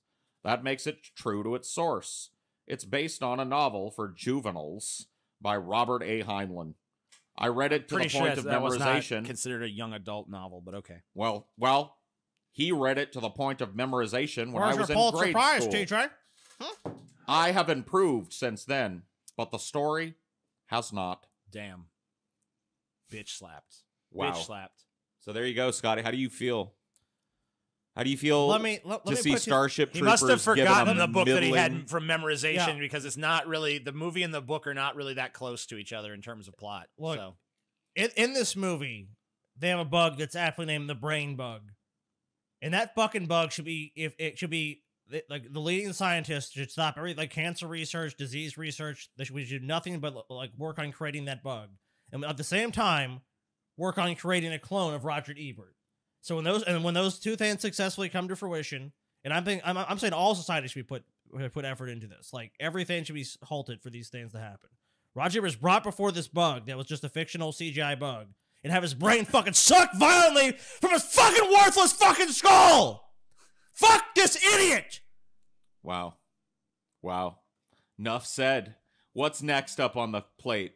Oh, Cop and a... Oh, wait. yeah, this is Cop and a Half, yeah. Cop and a Half. Is that... Oh, yeah. Cop and a Half. This is a... Cop and a Half. Now, a lot of our audience probably has never seen this. I don't even barely remember this. I've seen this before. I'm familiar enough to give it a rating. I remember it's an bit. old 80s comedy. There's really not much to know about it. You can tell everything from the thing. It's a cop that is somehow assigned to some kind of outreach program where he's got to it's take actually a kid with 93 him. this came. I think this came out to compete with Kindergarten Cop. I mean, yeah, there was a glut of these like What have I done with my career? yeah. So basically Burt Reynolds needs money and I heard Roger Ebert, actually, I'm going to steal this from him. Describing another movie that I didn't put on this list. This is a one's-a movie. He calls them one's-a movies. One's a cop, one's a kid. One's a scientist, one's a Navy SEAL. I agree with that's that. kind of clever. So, yeah. So, stealing that from him. Yeah, I'm going to go ahead and give this 0 stars. Yeah. Agree. It is pretty fucking devoid of anything. There's nothing good about this. Yeah, no. 0 stars. There's no style, there's no substance. It's just a movie. So There's zeros nothing across the there. board. Yeah, it's garbage. There's nothing there. It's sheer garbage. unwatchable garbage. It's just. Oh, I'm sorry. It's What? actually a 3-star film. Cop and a Half, 3 fucking stars. Get It's actually the a fuck out of 3-star here. film. I'm Get sorry. the fuck out of here. What was he? And he wasn't into drugs or smoking or Oh, drinking. this is Was where he- I got the Actually, one. you did get the inebriated? quote from this. Okay, yeah. Cop and a Half is a cheerful example of the One's-a movie, so named because of the popular What's a fucking formula, stupid? as in one's a cop and one's a robber, or in this case, one's a cop, one's a 8-year-old kid. You can almost hear the high pitch being made in a producer's office as the possibilities are discussed. There isn't much that's original in Cop and a Half. None. But there's a lot that's entertaining. Wrong. Such as what? And there's a winning performance by a young man with a big name, Norman D. Golden II, who went on to do absolutely nothing, who plays this little Devin Butler, a kid who dreams of someday wearing the shield. He loved this movie. See, another example of fucking Ebert just pouring praise all over Pap. This is a total Pap film, not even a kiddie film, because kids would be bored by Dude, it. I remember watching this as a kid And be like, huh? and being like, Bored. Dude, it was like, I think this might have actually been the movie when I realized that ripoffs are a thing. Because I'm like, this is just like pretty much the same as Kindergarten Cop, but not as good. Just bored. Just a boring film. I don't know where he's getting this exciting funniness. This is like Burt Reynolds gets a call from his agent. It's Dude. like, you gotta take the film. You're not gonna make the fucking mortgage unless you fucking take this role. Kindergarten Cop is way better than this Dude, movie, and I'd probably give that one like 2 stars. Didn't it even kind of steal the cover from Kindergarten Cop? Not yeah, I mean, the whole movie is just a ripoff. kind of like the font they have there and shit. Oh yeah, it's there was a lot of this type of shit in the 90s, but it is kind of just a lift of that same bullshit.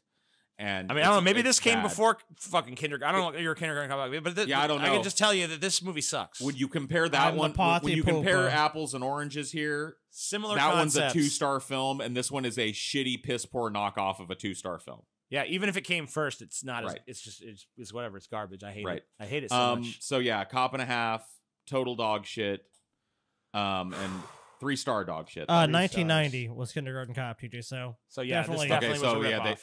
well, whatever. Whatever. The happening. This is the happening. This is a laughably bad Oh movie. my god. This is a woefully this bad film. We're The just perf- here. I mean, we're we're just talking here, like guys. career low performances from Mark Wahlberg and from what is her name? Zoe Deschanel or whatever. Dude, the most exciting characters in the movie are the plants. I mean, I'll give it this movie. I might actually say We don't mean you any harm. in some places, especially the really hammy moments of Mark Wahlberg's performance, actually ventures a little bit to me into so bad it's good. Yeah, I'm going to factor that into my review, but that's all there is. That's about all there be is to it. gleaned from this film. Yeah, I would give it a star on that basis. Every I once guess. in a while, the overly hammy, inept performance of Mark Wahlberg is actually funny as fuck. Is funny. Yeah. No. Unintentionally so. I've used the what? No drop so many times in my life that I gotta give it. I'll give it a star for that. Sure. I'm gonna give it a star. All right. I'll piggyback on that and give it a star as well. Just for the fact that it has comedy And what no one value. talks about is like at the end of this movie, the fucking so bad, ham-fisted environmentalist climate change Oh, God, message. yes. It's like it's terrible. it's the fucking shit. It's fucking beyond cherry on top of the ham-fisted, shit dude. sundae. It's terrible. Half star Half star for the from memes. Scotty. For the memes and the lulz. Well, we're all off by a factor of at least 2. This is a 3-star film. And he begins his with review, an Einstein quote, Yes. which I think is also in the movie. So If the bee disappears from the surface of the earth, man will have no more than 4 years 4 to years. live. I think it's Albert actually a Einstein. misattributed quote too. An alarming prospect, and all the more so because there's been a recent decline in the honeybee population. Perhaps it's comforting to know that Einstein never said any such thing, less comforting, of course, for the bees.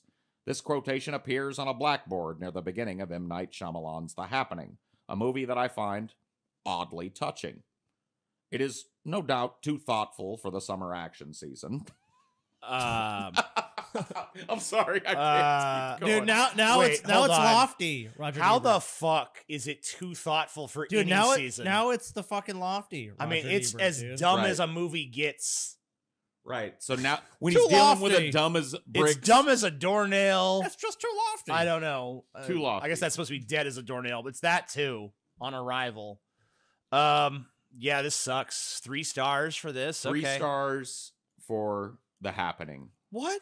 No. 1 star away from perfect. No. God damn it. No, Paul. Just 1 scant star away Can you scroll from up? perfect. What? Dude, this should be the people No. looking at their fucking careers. Like, Yeah. what am I doing? Unfortunately, no. Marky Mark went on to continue to have a pretty prosperous fucking career. I don't know how. Dead. Okay, so I'm assuming at this point, so he hated Dead Poets Society. Is that what's going on? All right. TJ, You have to give your honest rating. you TJ. we're playing the man's game, and you agreed at the beginning. We're going all the fucking way, TJ. Yep.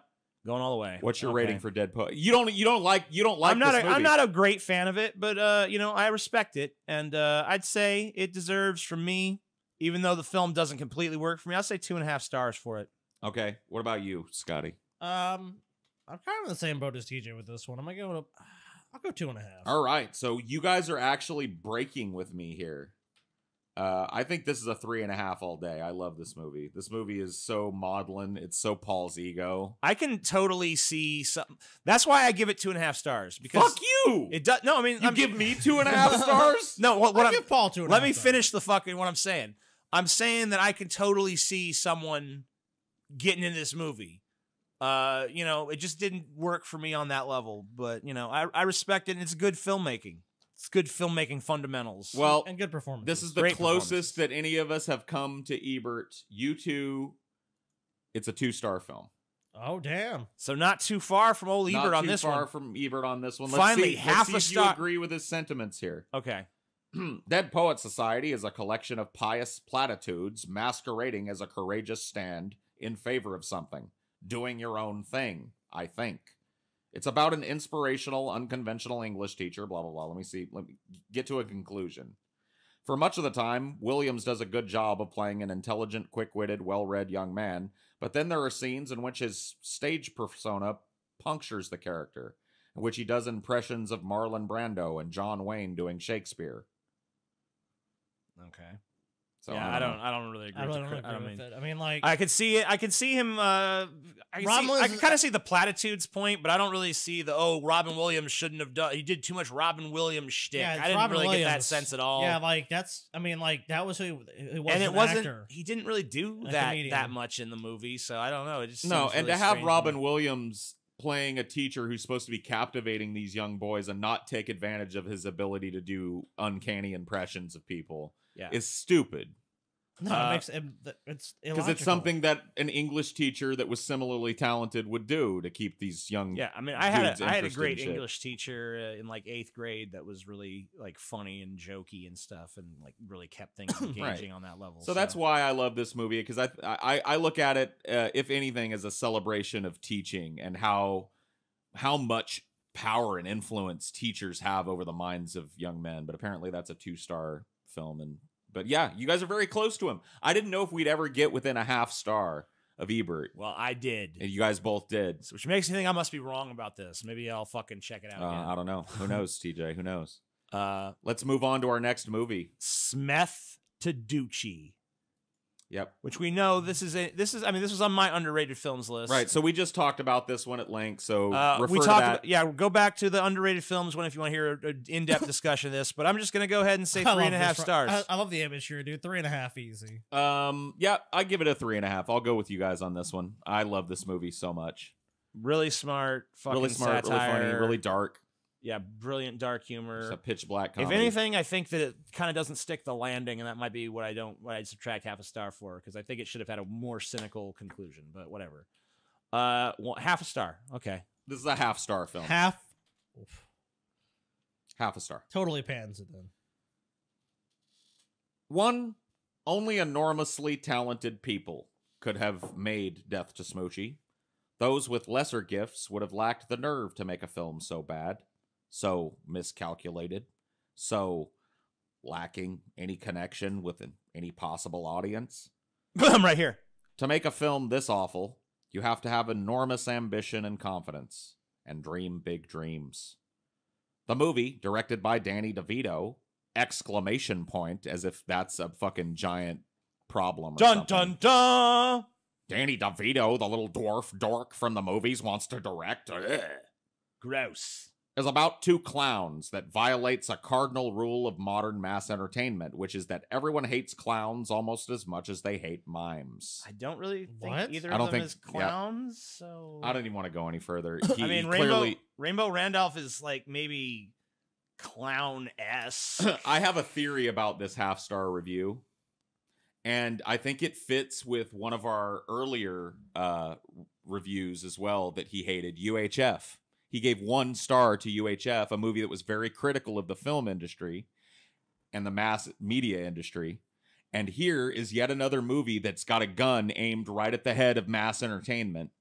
And all of a sudden, it's just total pap. Don't watch it. Half a star. It's about a couple clowns. What a stinker. In reality, this is one of the best subversive comedies to come out of the early 2000s. Totally memorable performances out of the entire cast. Totally great. So, like, I think that he was butthurt. Is anyone else feeling at this point, like, just demoralized by this TJ, terrible shit? I've been, like, honestly, I've been living this bullshit for months doing this. Like, that's why Not so bad, Paul. I was so fucking hesitant to like, finish this because it was just, like, slogging through a bunch of shit. I just want to grab his chinless old cancer-ridden ass out of the grave and strangle him to death again. Team America, World Police. Oh my god, dude. America. Fuck yeah. Coming again to save the motherfucking day, yeah. I mean, a brilliant movie, a use of puppets and claymation and that stop-motion shit. I gotta take me a piss, y'all. Be right back. Oh, fuck you. You've been sipping on that wine too hard, you bitch. Shut up, you fat faggot. But yeah, Promise me you'll never die. I will never die. I mean, this movie is just totally quotable. Yeah. It doesn't take anything seriously. It lampoons Hollywood and liberal talking points. It's just a really fun, interesting film. And it has a very 60s, I kind of feel like, in the way they present a lot of the characters. And it's kind of just all over. It feels very much like the creation of the creators from South Park. It has that total vibe it gets points for creativity for me right off the bat. Well, and using puppets too. I mean, right, using puppets and stop motion and shit to do an entire movie and committing to that look and actually making it work in a way that's interesting and puppet funny. sex even, dude. And like holds up throughout the entire movie. I mean, it's great. And the way that they play on it and actually take advantage of the limitations of puppetry to make these funny kind of fight You know what I scenes that find are about not this all that film epic. too is it's just so fucking memorable from start to finish, dude. Yeah, once you've seen it, you're Yeah, not going to forget You it. can quote. No. It only takes one viewing to be quoting lines from this fucking movie. I remember so well the songs, the America Fuck Yeah song, the I'm Everyone So has Lonely AIDS. song, the Everyone Has AIDS song. I remember when he hands him the hammer to commit suicide with. I remember the terrorists being like Durka Durka Jihad and all this shit. I mean, there's just so many things. The cats being used as like leopards or whatever the Or fuck. like- Right. This house cats come out. All the fucking film actors that got Matt Damon. I mean, like, just fucking so many great classic fucking moments just stick with you. So fucking memeable, so fucking viral, such earworms, whatever the fuck you call it when it's a visual. It also makes fun of so many audiovisual film equivalent of cliches. that. You know, like I'm so cool. Oh yeah, well South Park does that great. The as fucking well, the tragic backstory of one of the people on Team America, dude. It's just it kind of everything's purposefully great. offensive Yeah, and like. And it's a movie, by the way, I don't really even agree with its overarching message of like, you know, sometimes America does have to be the big Right. swinging. I don't really agree with that, but That doesn't mean I it's love a the bad movie. It's a fun fucking movie, and it makes its points well. So not what even would a you movie give- I What would ideolo- you give stars rating here? I gotta give it a fuck. It's so unique. It's not. You can't even really give it a genre analogousness. It's got to I go mean, with that gut. it's TJ. super memorable. 3.5 stars. 3.5. I feel like I'm being like super generous with these ratings at this point, but I think it's just because Well, I'm a lot just of like- these I'm movies kinda like are try- really classic. I films. find myself disturbingly trying to like underrate shit just to get a little closer to Roger, because I'm like, well, he's gonna hate it, so Right. I want to be closer to where he's Three at, and even a- though I'm 3.5 despising him at stars. this point. right. 3.5 So I stars. gotta ignore that impetus. I give it 2 stars just for the creativity, and then another star for being an actually funny, memorable movie. So 3. Oh, I'm sorry, you're 3, and Yeah. Scotty's 3.5. Yep. Okay. But we're all wrong. Of course, this is a 1-star film. Oh, He starts it with a quote from Marlon Brando in The Wild One. "What are you rebelling against, Johnny? What do you got?" This dialogue is not inscribed over the doors of Trey Parker and Matt Stone. It should be. Their Team America World Police is an equal opportunity offender, and waves of unease will flow over first one segment of their audience and then another. it sounds to me like He was just offended by It's it. the moral outrage argument. right, Yep. but I mean, like that to me is a positive review of the movie. And another subversive movie, and another movie that aimed a lot of fucking barbs at the movie industry. He's and literally shit. trying to turn it offends both sides of the political aisle into a negative. Like Right. everybody's offended, so it's bad. Oh, it's the same thing when this. I'm sure if you pull the review of the South Park movie, he'd be doing the same thing. Juvenile humor. Their strategy extends even to their decision to use puppets for all of their characters, a choice that will not be universally Who applauded. cares? Not even the truth, actually. It's one of the things that's the most memorable about the film. People will remember it if for anything. Oh, that puppet movie, that crazy fucking Kim Jong-il puppet. Yeah. So it was a brilliant fucking maneuver. He's just wrong. He's just the ass end of wrong again. Or we are. I mean, what else can I say? It's either him or it's us, right? You know. Oh, What's God. next? I mean, look, dude. There's a light. I Anna know this. fucking goddamn miserable cocksucking Conda. Is Now, next. since this is a patron-only episode, and patrons can go and see our viewing of this entire See movie, the review. we don't need to go into too much depth over the dog shit that this film is. 1. A 1 star? Yeah, I'll give it 1. 1. It managed to make me laugh a Look, couple there's times some. or whatever. Yeah, there's some There's child something here. Yeah, like the. There's something I here. found Dude, Owen Wilson, I found dude. John Yeah, Voight's. Owen Wilson, dude, that's why- perpetually lost dude, in John- Stone I love performance. John Voight's Voight's- over the top performance gets kind Look, of there's- half a star, and then maybe another half a star just from some so bad they're good moments. Yeah, for dude. me. Yeah. Owen Wilson wandering around the set like he literally doesn't know what the fuck he's doing. But no, John it's Voight's 3.5 fucking terrible. stars. No. It is no. a damn near perfect fucking movie. 3.5. Just a half star. I can't even type this anymore. I'm like, my body, you know how many, I just spent like 18 times trying to type that 3.5. Listen to the Because slob job. my body rebelled against even writing 3.5 stars for Anaconda. It just, I feel wrong doing that. 3.5 stars. I mean, I'm being generous giving it a star. I'm being nice to it giving it a fucking star. That's a It is magnanimous dog one. shit. Anaconda is an shit, example TJ. of one of the hardest Pig kinds of shit. film Pig shit, TJ. to make well. A superior mass audience entertainment. It has Motion the picture effects, experience. it has the thrills, but it also has the big laughs, quirky dialogue, and a gruesome imagination. You've got to like a film where a lustful couple sneaks onto a dangerous jungle at night, and suddenly the guy whispers, "Wait, did you hear that? Silence." That scene falls totally flat in the film. So As do I most don't. of them. I don't What even. does that even mean? I'm not I even don't really know. sure. I Is don't even why know. is it supposed to be self-explanatory why that's good? I don't Because know. that's he's writing it To like, him- who doesn't love that? To It's him, like that was high art. sucks. That was I high don't art. That's really dog get- shit. I What don't about really that is get good? That was high art. That's some B-movie schlock shit. Fuck you, Roger Ebert. He's High art. basically defending a Hollywood-made B movie, and I mean, in all senses, that really encapsulates that. I mean, and some people like schlock, but this isn't really the good schlock. This isn't the schlock that you're like, you know what? Give me some more. This is so bad. It's Yeah, this good. is cock schlock. This is just Fuck so bad. this. It's fucking bad. No, it just this needs is to be. high art. This is a 3.5 star Dude, movie. This is a damn near perfect I saw this film. when I was 10 years old, and this movie, I realized even then, was a pile At of 10, shit. you knew it was bullshit. I knew it was bullshit, but it So, was like Scotty's a little smarter than me because I remember at 12 actually coming out. That was pretty badass. But you know what you could say But about you this know what? movie? I got a little older and It didn't push any boundaries. It wasn't subversive. It Right. wasn't aiming any criticism at the movie industry or anybody or anything at all. else. It Just was like, just hey, there's a old big snake. spooky snake. Simple, Big dumb. snake eat people. Bad Yeah. snake. it's sold on there's a giant snake that's gonna eat people. That's Right. it. That's all the average moviegoer knew about this movie at the time. 2012. 2012. TJ, I don't think Oh. you've seen this movie, right? I haven't seen it. Roland Emmerich. So I've seen So this I have movie. to abstain from this one. Just scroll through some of the pictures. They pretty much tell you everything you need to know about the movie. It is a brain dead performance from a lot of well-worn character actors. Woody Harrelson and fucking. and trains. It's a CGI fest. And bash and sash and dash. It's pretty bad. It's just a big CGI fest. I'd give it 1 star for existing. it's just a bunch of near miss bullshit, dude, and that's pretty much the whole movie. And I mean, I guess you can say there's a very I went And too far. I give it 1 ham-fisted star for environmental existing and 1 message, star yeah. for starring John Cusack, who I think should be in everything. Bleh. I'm. I like John Cusack. You guys said what? 1 star apiece. 1 star. one apiece. What And are you giving it? I abstained.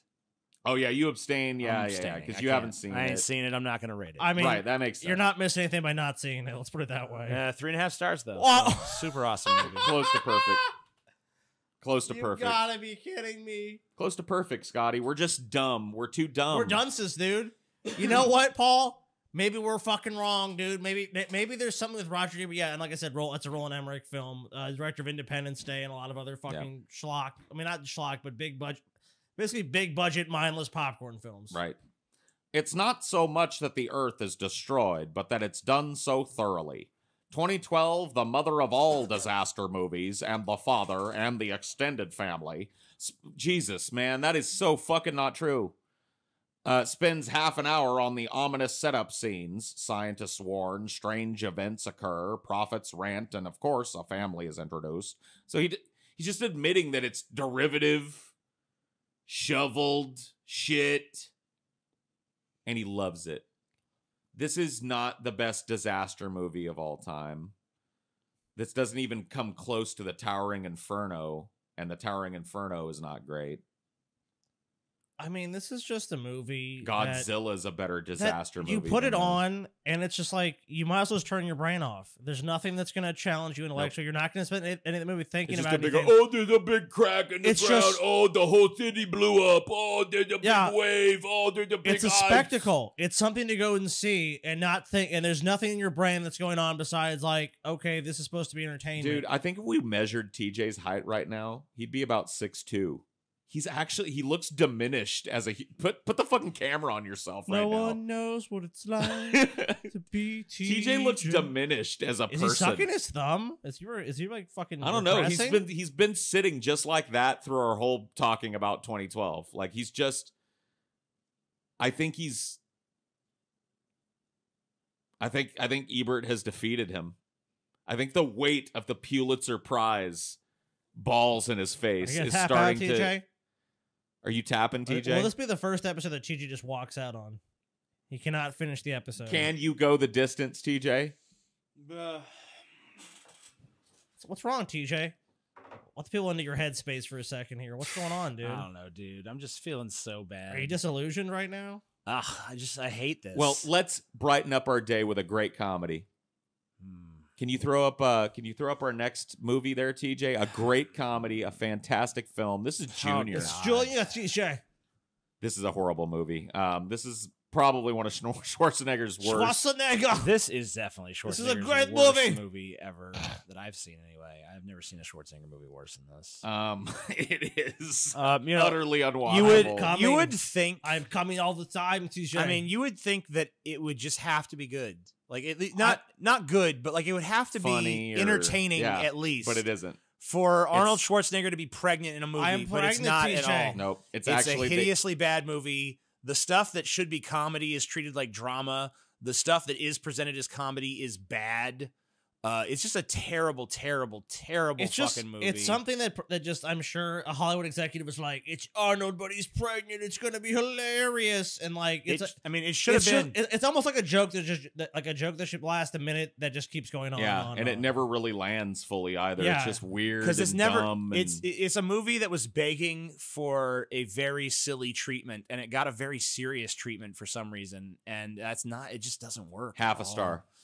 Half a star. Yeah, half a star. That's generous. Okay, so Paul says half a star. For Junior, half a star. I mean, this is just a woeful miscast of Arnold. I mean, and he's not used right, and even in the way that you could use him right, they don't. They just really don't.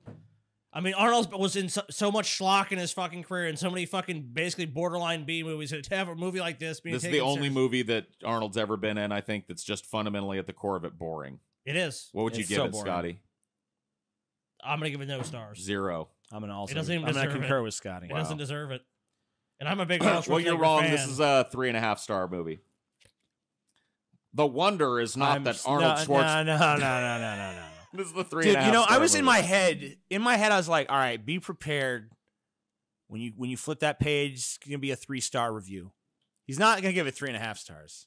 No, it's 3.5. But it's gonna be a 3-star just review. Shy and you just gotta prepare. I would have a baby. You gotta TJ. prepare yourself for that 3 stars. I'm like, you know what? I'm not even gonna be freaked out. And then my nipples are sensitive, I saw that TJ. half there, and I'm like, are you fucking shitting me? Just a skosh shy. Are you fucking of the shitting greats. me?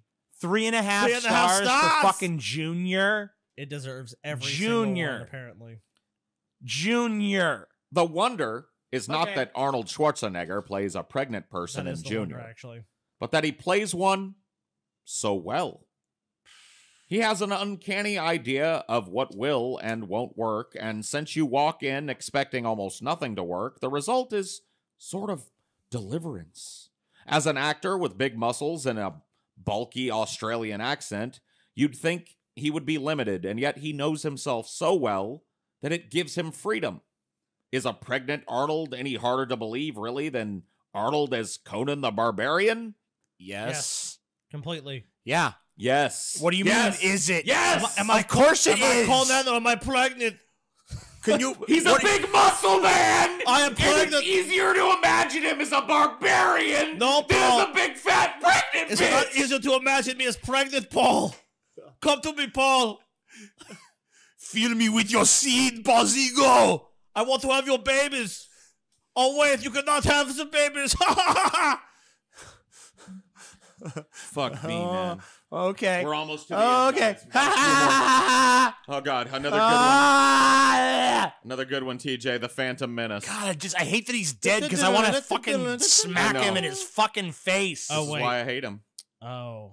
Well, I'm going to have to automatically protest this movie because Liam Neeson, a admitted racist, is in this movie. Yes. Oh, yeah. Well, we've seen a few Racist movies that have Liam Neeson. avowed wanglers. A Phantom Menace. Do we even need to talk about it? It sucks. It's the worst Star Wars movie by a country mile. Easily. And that's saying something. Yeah, move away from that guy. Okay. 0 stars. This is, I give it 0 stars just based Can on we the give it fact negative that stars, please? Yeah, that's a good idea. I'm going to let you do negative Okay, stars. go ahead and yes. do negatives. Negative 4 stars. Negative 4. Okay, then negative 10 for me. It pissed on my childhood in a way that I'll never forget. All right, I'll give you negative 10. Negative 10 Scotty, how stars. many negatives do you give it? Negative 10 as well, then. Well, fuck you guys. I'm going to negative 10 as well. All right. So we broke the rules for this one, Yeah, but it's the negative Phantom 10s. Menace, so whatever. It deserves. But we're all wrong. It's This is a 3.5 stars. Yeah, 3.5 stars. sorry, Yeah. 3.5 Oh, okay. star movie. Yeah, another 3.5 star review. Okay. Yep. If it were the first Star Wars movie, The Phantom Menace would be hailed as a visionary breakthrough. Wrong. But this is the 4th movie of the famous series, and we think we know the territory.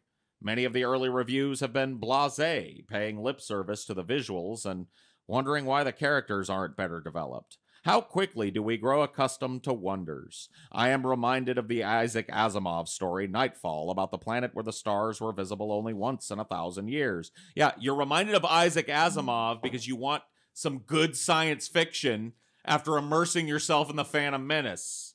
It's almost like he's telling people, was he trying to send a code to the smarts that he knows that this one sucks and that word came down on high to give it a good rating or something? Is that your theory? Dude, what other review? Paul. I've read the beginning of all of these reviews. What other review does he start with paying lip service to what people are saying bad about the movie? None of them. A lot of people are saying this movie is a stupid, fucking boring piece of shit with this, cardboard cutout this characters. Movie fucking but they're wrong. He calls it an astonishing achievement in imaginative filmmaking. It's not. If some of the characters are less than compelling, perhaps that's inevitable. This is the first story in the chronology and has to set up the characters who we already know will become more interesting with the passage of time. No. What a stupid assumption you made there, sir. God. It's completely wrong. The first movie should have you excited. I mean, look, they had the total novelty of they're going to one of the most celebrated franchises, and I mean, based on the Star Wars trilogy itself, they have this huge, massive opportunity to create something that would have been just as good and just as popular. I mean, 3.5. And it's a fucking total misfire of a film. The only thing I really enjoyed about this film is the score. Darth Maul was kind of cool. Yeah, he had some cool as a moments, character, but I and mean, he had a cool lightsaber battle at one point.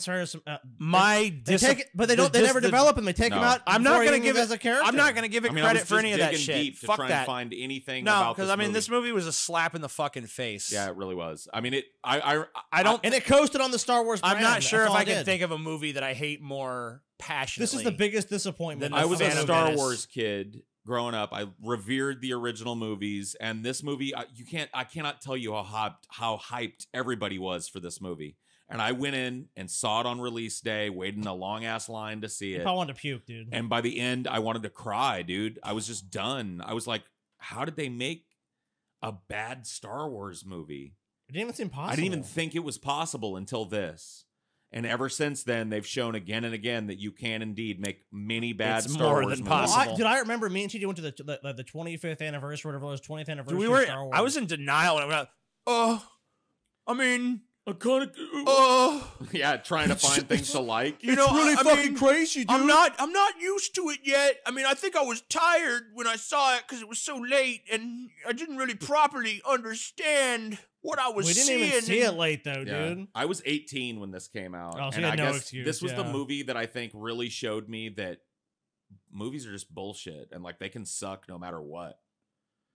Like, and that probably turned me into the cynical film person I am today. Because I can't tell you, dude, it sucked so bad. Because you have and the I couldn't realization. defend it. Because you have the realization too. It's like this isn't a matter of budget. This isn't a matter of talent. This isn't a matter like they had all those things could have been assembled together. And in a sense they were, but it's such a misfire of a film.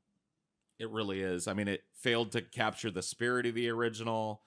It The humor. was miscast in a lot of ways. The central figure, the little boy, is just unwatchable. It brings all the worst elements of the original trilogy and voice them to the forefront as these are the things that people liked, right? And then it pushes into the background the coolest thing about it, which is Darth Maul, which they should have developed in the film way better and made his final showdown better.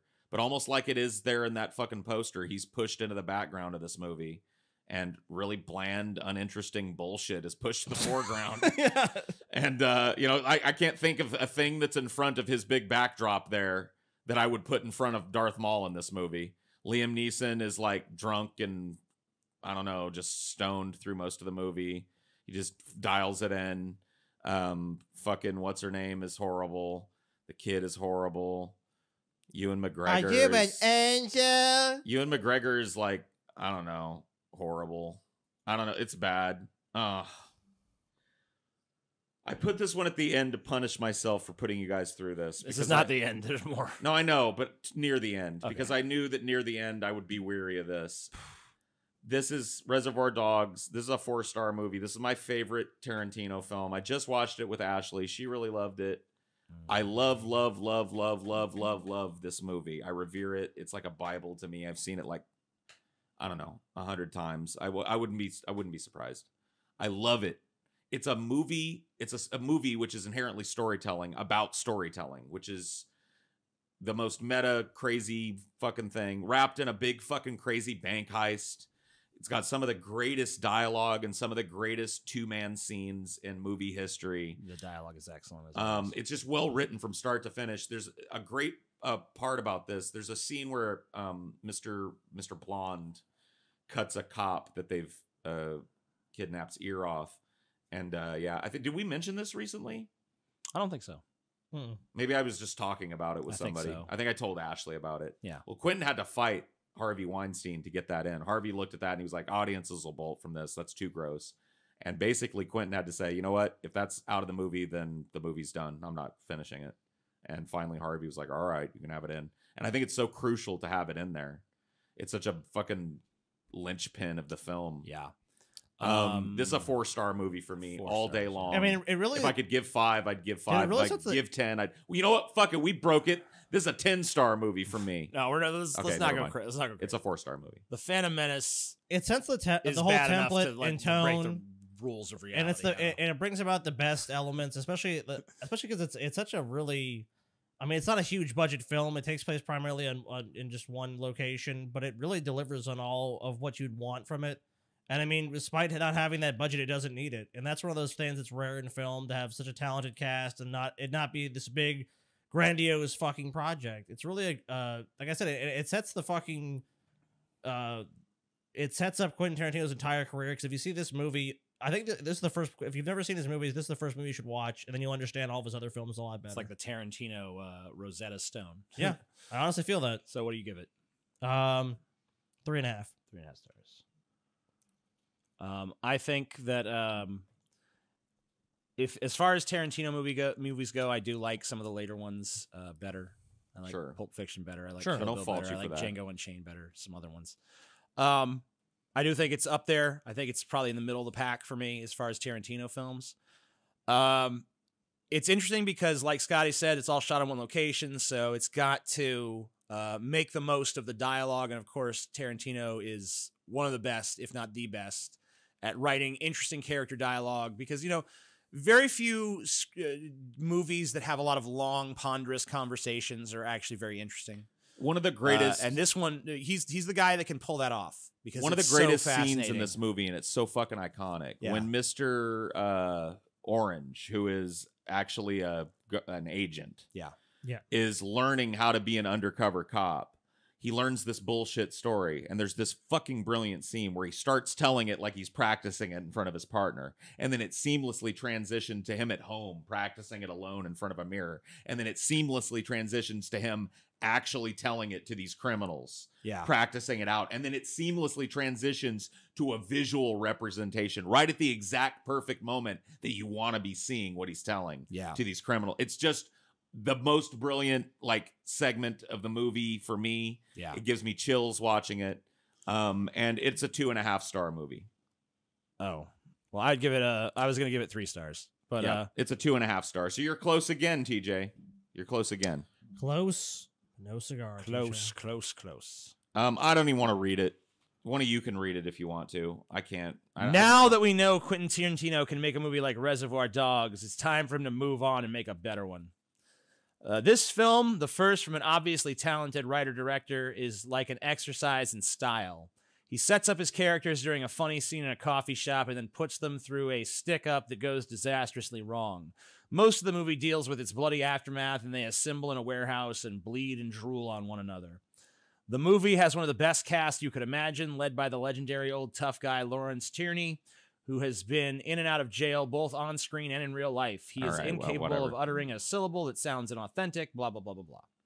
It sounds like it's not really that negative. Right. I mean, it's a 2.5 star review, so it's better than mediocre, but I don't know. Yeah, I can't see giving it anything below like 3 stars from anybody who's seen it. I feel like if Quentin Tarantino had not gone on to make a bunch of other films that I really, really love a little better, I probably would be giving it 3.5 to 4 stars. But it's just in the when I can look at the full extent of the body of his work, I'm like, well, you know, compared to what I like about Pulp Fiction, this does lose a star. To me, this isn't his best film, but it's definitely an important film for him. And like, it really, like I said, I think this really helped set the stage for the rest of his career. And I mean, like, pretty tepid review for a really fucking foundational movie. Tommy Boy.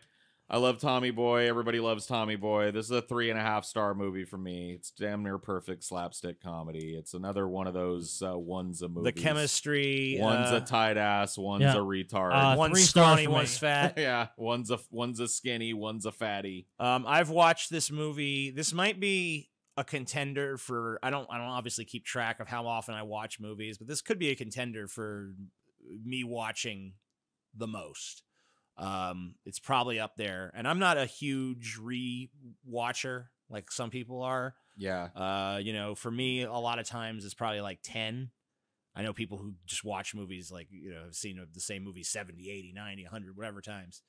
But for me, I probably watched this movie about 10 times in my life, and it remains funny with each passing viewing. I got to give it at least 3.5 stars. Yep.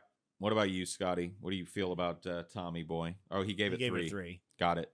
Tommy Boy's a 1-star movie. Oh, yeah, of course it is. Tommy Boy is one of those movies that plays like an explosion down at the screenplay factory. You can almost picture a bewildered office boy, his face smudged with soot, wandering through the ruins and rescuing pages at random. Too bad they didn't mail them to the insurance company instead of filming them. Yeah. It's tone deaf. Yeah. No. We're almost there, guys. And we've got a genuinely good movie coming up that we can all agree on. Okay. You're in the finish line. Home Alone 3. All right. Clearly, Roger Ebert knows bullshit when he sees it, right? Now, I have not seen this movie, but 0 stars. 0 stars. I'm not abstaining. Oh, this time. you've not. Oh, yeah, that's fine. You don't have to because you're right. It's a 0-star movie. It's 0 no, stars. it really is. It's a total recast of a character that didn't need to be done in a fucking sequel. I've watched a nostalgia critic review. Same. I think that's enough. You've seen stars. that. You've seen enough. I've seen enough to know. 0 fucking stars. So Dog zeros, shit, pig shit, horse shit, whatever kind of shit you want. That's what it is. Why don't you go ahead Let me guess. and reveal, 4. Is it 4 stars? No, it's 3 stars. Okay, yeah, 3 stars for Home Alone 3. 3 fucking stars. 3 stars. Yep. You read this one, T. I can't even do it. Call me hard-hearted. Call me cynical, but please don't. No. Why would I call you? If you're giving Home Alone 3 stars, no one's calling you that. They're calling you a fucking gullible dupe piece of garbage. Please don't call me if they make Home Alone 3. Those words from my review of Home Alone 2 now have to be eaten. To my astonishment, I like the third Home Alone movie better than the first 2. Fuck you. So Home Alone 3 die of AIDS is better. No, he come already back died to of life. horrible face No, cancer. come back to life. You fucking jawless piece of shit motherfucker. Where are you? Fuck you. Fuck you. Fuck you. Fuck you. Fuck you and any sympathy I ever had for you, you piece of fucking shit. But not even. I hated this critic. I hated this critic. But dude, think about this. Not only did he say Home Alone 3. Home Alone fucking 3. It's a good movie. It's better than the first 2. It's better than the original classic Home Alone that everybody loves. Yeah. No.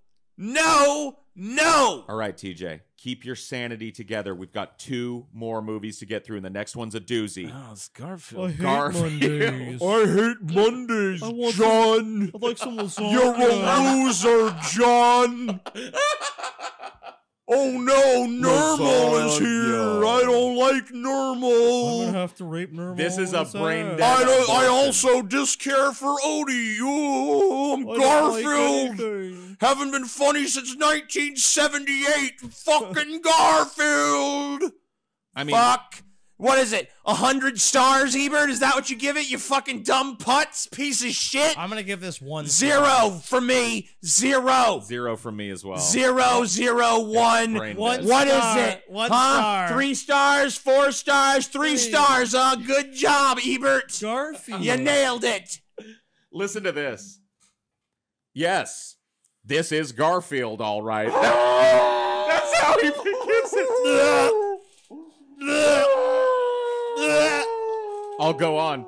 Garfield the movie captures the elusive charm of the most egotistical character on the funny pages. I'm sorry, just trying to spit up a hairball, dude. Sorry. Sorry, go ahead. You know, Bill Murray basically was kind of almost like tricked into this or just misunderstood what was being made. I'm not even joking. I hope so. TJ's broke. Oh, God. Hello, TJ's broken. TJ, my old friend.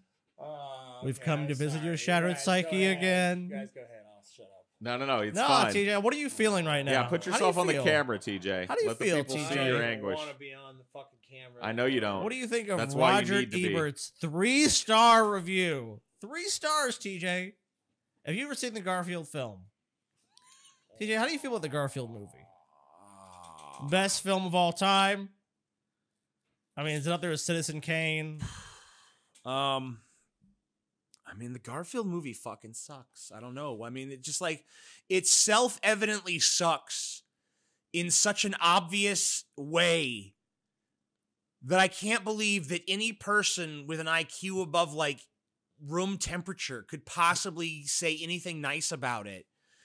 It's a shameless cash grab piece of shit that has no jokes in it. I mean, I guess that's appropriate because the fucking comic strip it's based on has no jokes in it. TJ. There's jokes about how Garfield loves lasagna. That's not a joke. The cat eats lasagna. loves Who gives a lasagna. fuck?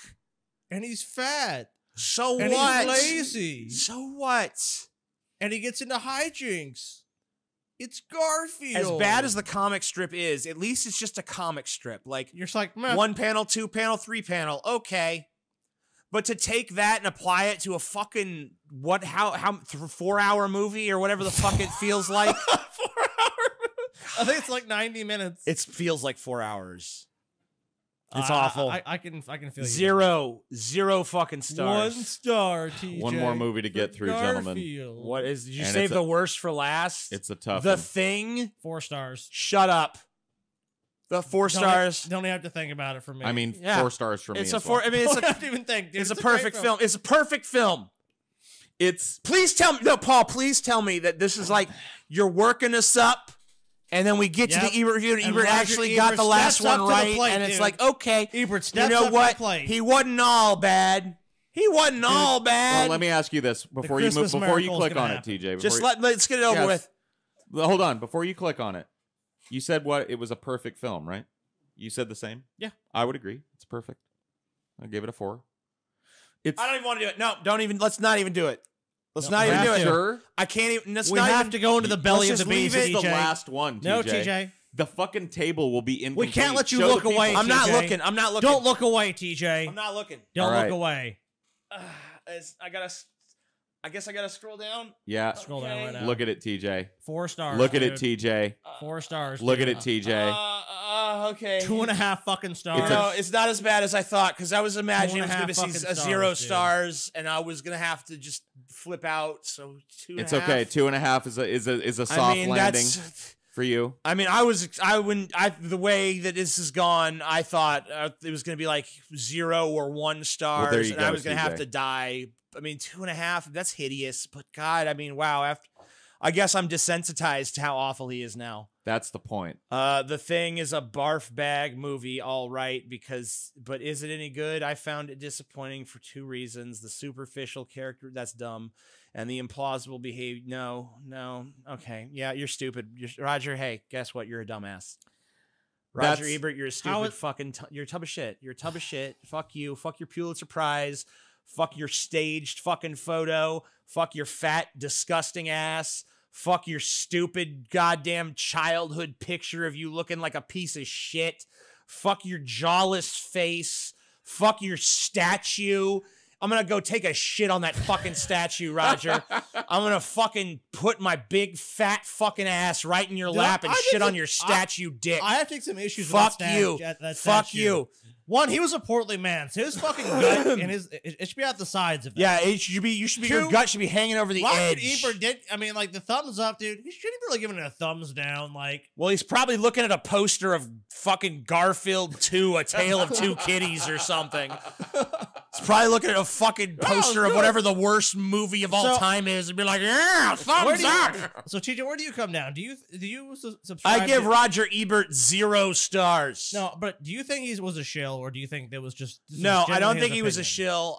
He just has bad taste in film. No, I don't even think that. I mean, I guess I do think that. There are a lot of movies. Keep in mind, I did carefully craft this list to be negative towards him. Right. There are a lot of movies that you would agree with him He on. did not always get it wrong. No. But these are just some glaring examples of him just not getting films. Because review after review after review, it's not like he understood the film but criticized it poorly. There's so many examples of him just not understanding a fucking film or what it's trying to say or what its message is. And maybe if I reviewed 13,000 movies, I would make that mistake numerous times. And people would be able to make this about me. I don't know, but fuck this. I mean, like it just well, Paul, you pointed out bereft of you any feel like sort of shilling. poignancy. I don't know. I don't know if I'm willing Do you to think defend the shill. maybe it's a mix of shilling? Maybe there were some times where he was, incentivized to give something a good review. I wouldn't be shocked, honestly, because some of those reviews, I got to be honest. If you read his reviews, and you've talked about it, TJ. Yeah. He's a beautiful writer. Yes. He actually is. He's got beautiful prose, and he really is vividly describing a film and describing the ins and outs of it. He's very good at it. Very evocative dude. And he's been so right about so many great films. If you read his Godfather review or his revised Alien review. All right, I'll give you my psychological interpretation of Roger Ebert if you want. Well, let me finish mine, and then you go right ahead. Right. I was just about to come to it. Segueing to it, but you go ahead. Yeah. I mentioned it earlier. I think that Roger Ebert, his ego was tied up in the movie industry. And when a movie was challenging that industry in some way or subverting a trope, he had a very clear picture in his mind what an action movie should be. And if the action movie didn't follow that script, thumbs down, bitch. It's like that rules of fantasy thing. At the core of him, stodgy. Just a fuddy-duddy that thought he'd seen the best of action films and everything's got to fit into that mold. Anytime, so many of those movies in the graveyard of Ebert reviews that we went through tonight are movies that are challenging in some way. Fear and Loathing with the drug humor and the crazy way of, filming through the eyes of someone on mescaline or having huffed ether. And what he couldn't step outside of his own button-up sweater vest, portly little hungry man dinner world for long enough to consider that might be cool. He was an old, stodgy fuck that projected that out on the movies. And it's good that he's dead because at least people aren't reading that stodgy, old perspective. People are at least maybe people, because he was such a fucking household name, man. If this was just some dude writing in a fucking newspaper somewhere, whatever. Yeah, why would Register we be or worked some up? shit, yeah. This was the movie critic of America. And he actively tamped down movies that tried to push the boundaries, movies that broke the molds, movies that tried different things. And he actively promoted shit that was just the same. Dreck, unfunny, rote, well-worn fucking tropes. He loved it all. And that's sad, man. A movie couldn't break any of his little fucking rules and get a good fucking score. It's almost like I'm saying, but it's almost playing to the American audience as a whole. I mean, even international audiences, you can argue. I mean, he had a very wide range of influence, and I mean, a lot of people, like you're someone, Paul, that's like a cinephile. You have an appreciation of like film. I'm not saying that makes you correct about film, but I mean, that means you're probably gonna gravitate towards a lot more obscure films. Sure. You're not gonna really look at this is. I mean, a lot of the films he's reviewing and we're talking about here are very mainstream films. And a lot of times, like you're saying, I don't think that most. I mean, like we have fond memories of a lot of these movies, and they've kind of taken on this cult classic status in a lot of cases, or classic. Yeah, or classic, but total classic. To him at the time, cases. looking at when those were contemporary, he probably just looked at it through that lens of that time period and was like, "No, I don't think a lot of people are going to like this." And anything that bucked convention, and I don't think and I don't think this is what I want. Really, I think I have a slightly different psychological interpretation of Ebert based on what I've seen. Well, you can be wrong. It's okay. Yeah, well, I think that he was wrong, addicted to love. I think that he liked the idea of being America's critic, and I think to some extent there was like a cynical attempt to be the voice of them. The voice. But he's like, I'm this beautiful writer. I'm going to take what I think the American public will like and not like. And that's why he was the gatekeeper of the trope.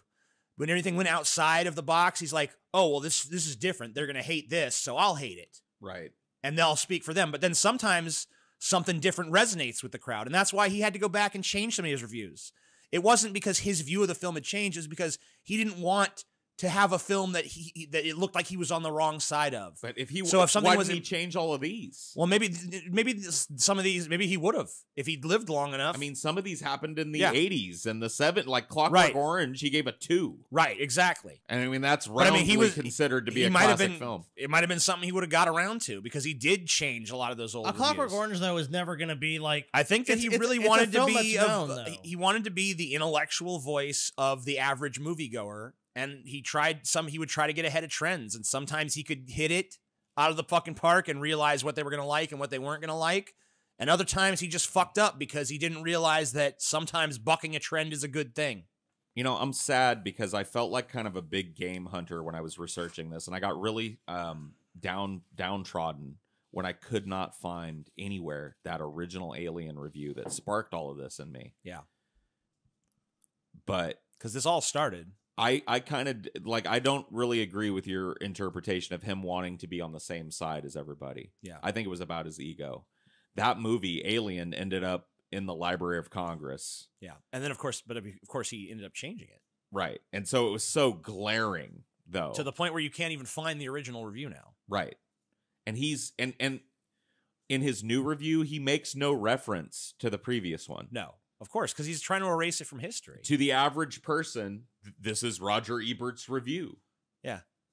And it's totally dishonest because it's basically saying, yeah, this is what I said at the time. Right. Own up to the fact that you were wrong. There should be a link in that to here's my old review. Here's why I've changed my mind. But I have no idea how many of those he's done. Well, that'd be genuine. How many of these rewritten reviews are out there? Apparently there's been. And in what form? Apparently there's been quite a few. Right.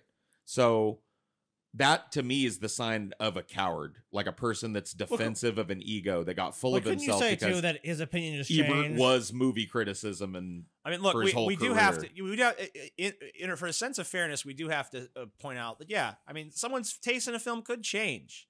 I mean, there's definitely been movies that I've felt different about at different parts. I mean, of my maybe life, when he saw the original Alien, it didn't resonate with him. But then, watching it years later, it's like, you know what? I've had years to think about this. This actually is a great film. if you want to talk about how Ebert has certain tropes in mind for things, sometimes when a movie breaks those rules and it sets up new rules, and then those become the rules, and then he goes back and looks at it. Oh, actually, it is obeying the trope, but no, it actually invented the fucking trope. Right. It started a new branch of the trope. Now that I understand the trope, defensive of the because trope. now I'm defensive of it, and I have to defend its origin. Like Star Wars, for example. I don't know. It's his almost uniform dislike of any movie that lampooned what he did. But it seemed like he disliked almost every movie that had any subversive angle about not just Hollywood, but society, or had anything challenging to say about the human psyche or anything like that. He didn't like being confused by a movie or made to really think by a movie. He didn't like being fooled. Yeah. He didn't like a movie that was dishonest in any way. He was very straightforward. He wanted very straightforward plots. He wanted recognizable themes in his films. One's and he celebrated that. Yeah, one's. World destroyed. Bad. For me, I'm going to go forward and I'm going to use that little term, but it's always going to be cynically. Right. It's always going to be to make fun of how. But you see how I was introduced to it. It's lovingly. It's like it's a lovingly, delightful One's a film. One's a cop. I mean, isn't that ultimately a path you have to go down. If you talk We about, did use it positively if talking you talk about Tommy being Boy, a critic, though, It's true. if you're talking about being critical of something and to have that job, I mean, of course you're gonna have these kind of reactions to that because like the films that we find to be important, maybe he didn't find to be important. I mean, that's gonna be intrinsic within any Right. sort of medium which you're going to be rating. But when something but like, you know, and categorizing it and giving when it people comes an to opinion. Yeah, but when it comes Oh, it's to just an he's a opinion. critic, you know, he's a critic. We're Well, how can you say it's an incorrect moviegoers. opinion? At the We end of can't the say day it's of something? incorrect, but what we can say is, hey, here's our take on reality and what we appreciate, and here's his, and there's a huge incongruity there. So, you know, how can we take it seriously? Right. You know, if someone takes films that I think are, you know, Groundbreaking. fun or challenging or groundbreaking, or is even sometimes it's not even arguable they were groundbreaking. Right. You know, and someone shits all over those movies, you know, how many times does that have to happen before you're like, you know, me and you just don't get along? You know what I'm saying? Right. And it is ultimately, at the end of the day, subjective. There are people that agree with Ebert. There are probably going to be people in the audience for this Sure, that there's agree people, with "Yeah, him more than they Ebert, agree with us on some of these movies. Ebert's right, you guys are wrong. But that actually did Go satisfy a join need Ebert's in me because Patreon, then, bitch. I tell you what, dude, Ebert is still a revered name amongst film critics. For sure. And I don't really know, other than the fact that he was so widespread, I don't know that he really deserves it because he was backwards on a lot of really important films and may have, you know, encouraged people not to embrace, you know, a style of filmmaking that might have pushed boundaries. But you can also argue too that he really kind of brought film critique to the masses. Sure. I mean, he so, was, that's very influential. Look how many people on YouTube now do that. I mean, would Right. they necessarily have done that if they would didn't that have even be happening Gene now? if Siskel not and for Roger Ebert's show? Ebert and Siskel and Ebert, or what? And I mean, I don't You think can't many take people, that from him. and I don't think many people even do it anywhere near as well as they did it. Right. So I mean, look, their show, like I said, whatever you want to think about, innovative. I mean, like, the reality is, as a film critic, I don't respect him. As an entertainer, I can respect him because he was an entertaining guy to watch on television. He's an entertaining guy to read his reviews when you agree with him. You know? So, I mean, like, I love when he savages a movie that I think is dog shit. I can't deny it. I hate to see when he savages a movie I like. So, you know, he's pushing buttons one way or the other. I got to give him a fucking, you know, B+ to an A as a entertainer in his own right. right. But as a critic, I give him an F. Fuck him. Yeah. I couldn't agree more. I feel like a weight has been lifted off of my shoulders now. I hope this inspires some people to disrespect not only Roger Ebert, but any critic. Don't listen to critics. Critics will tell you, don't listen to my star reviews. In fact, do we have that clip? That would be a good one to end on.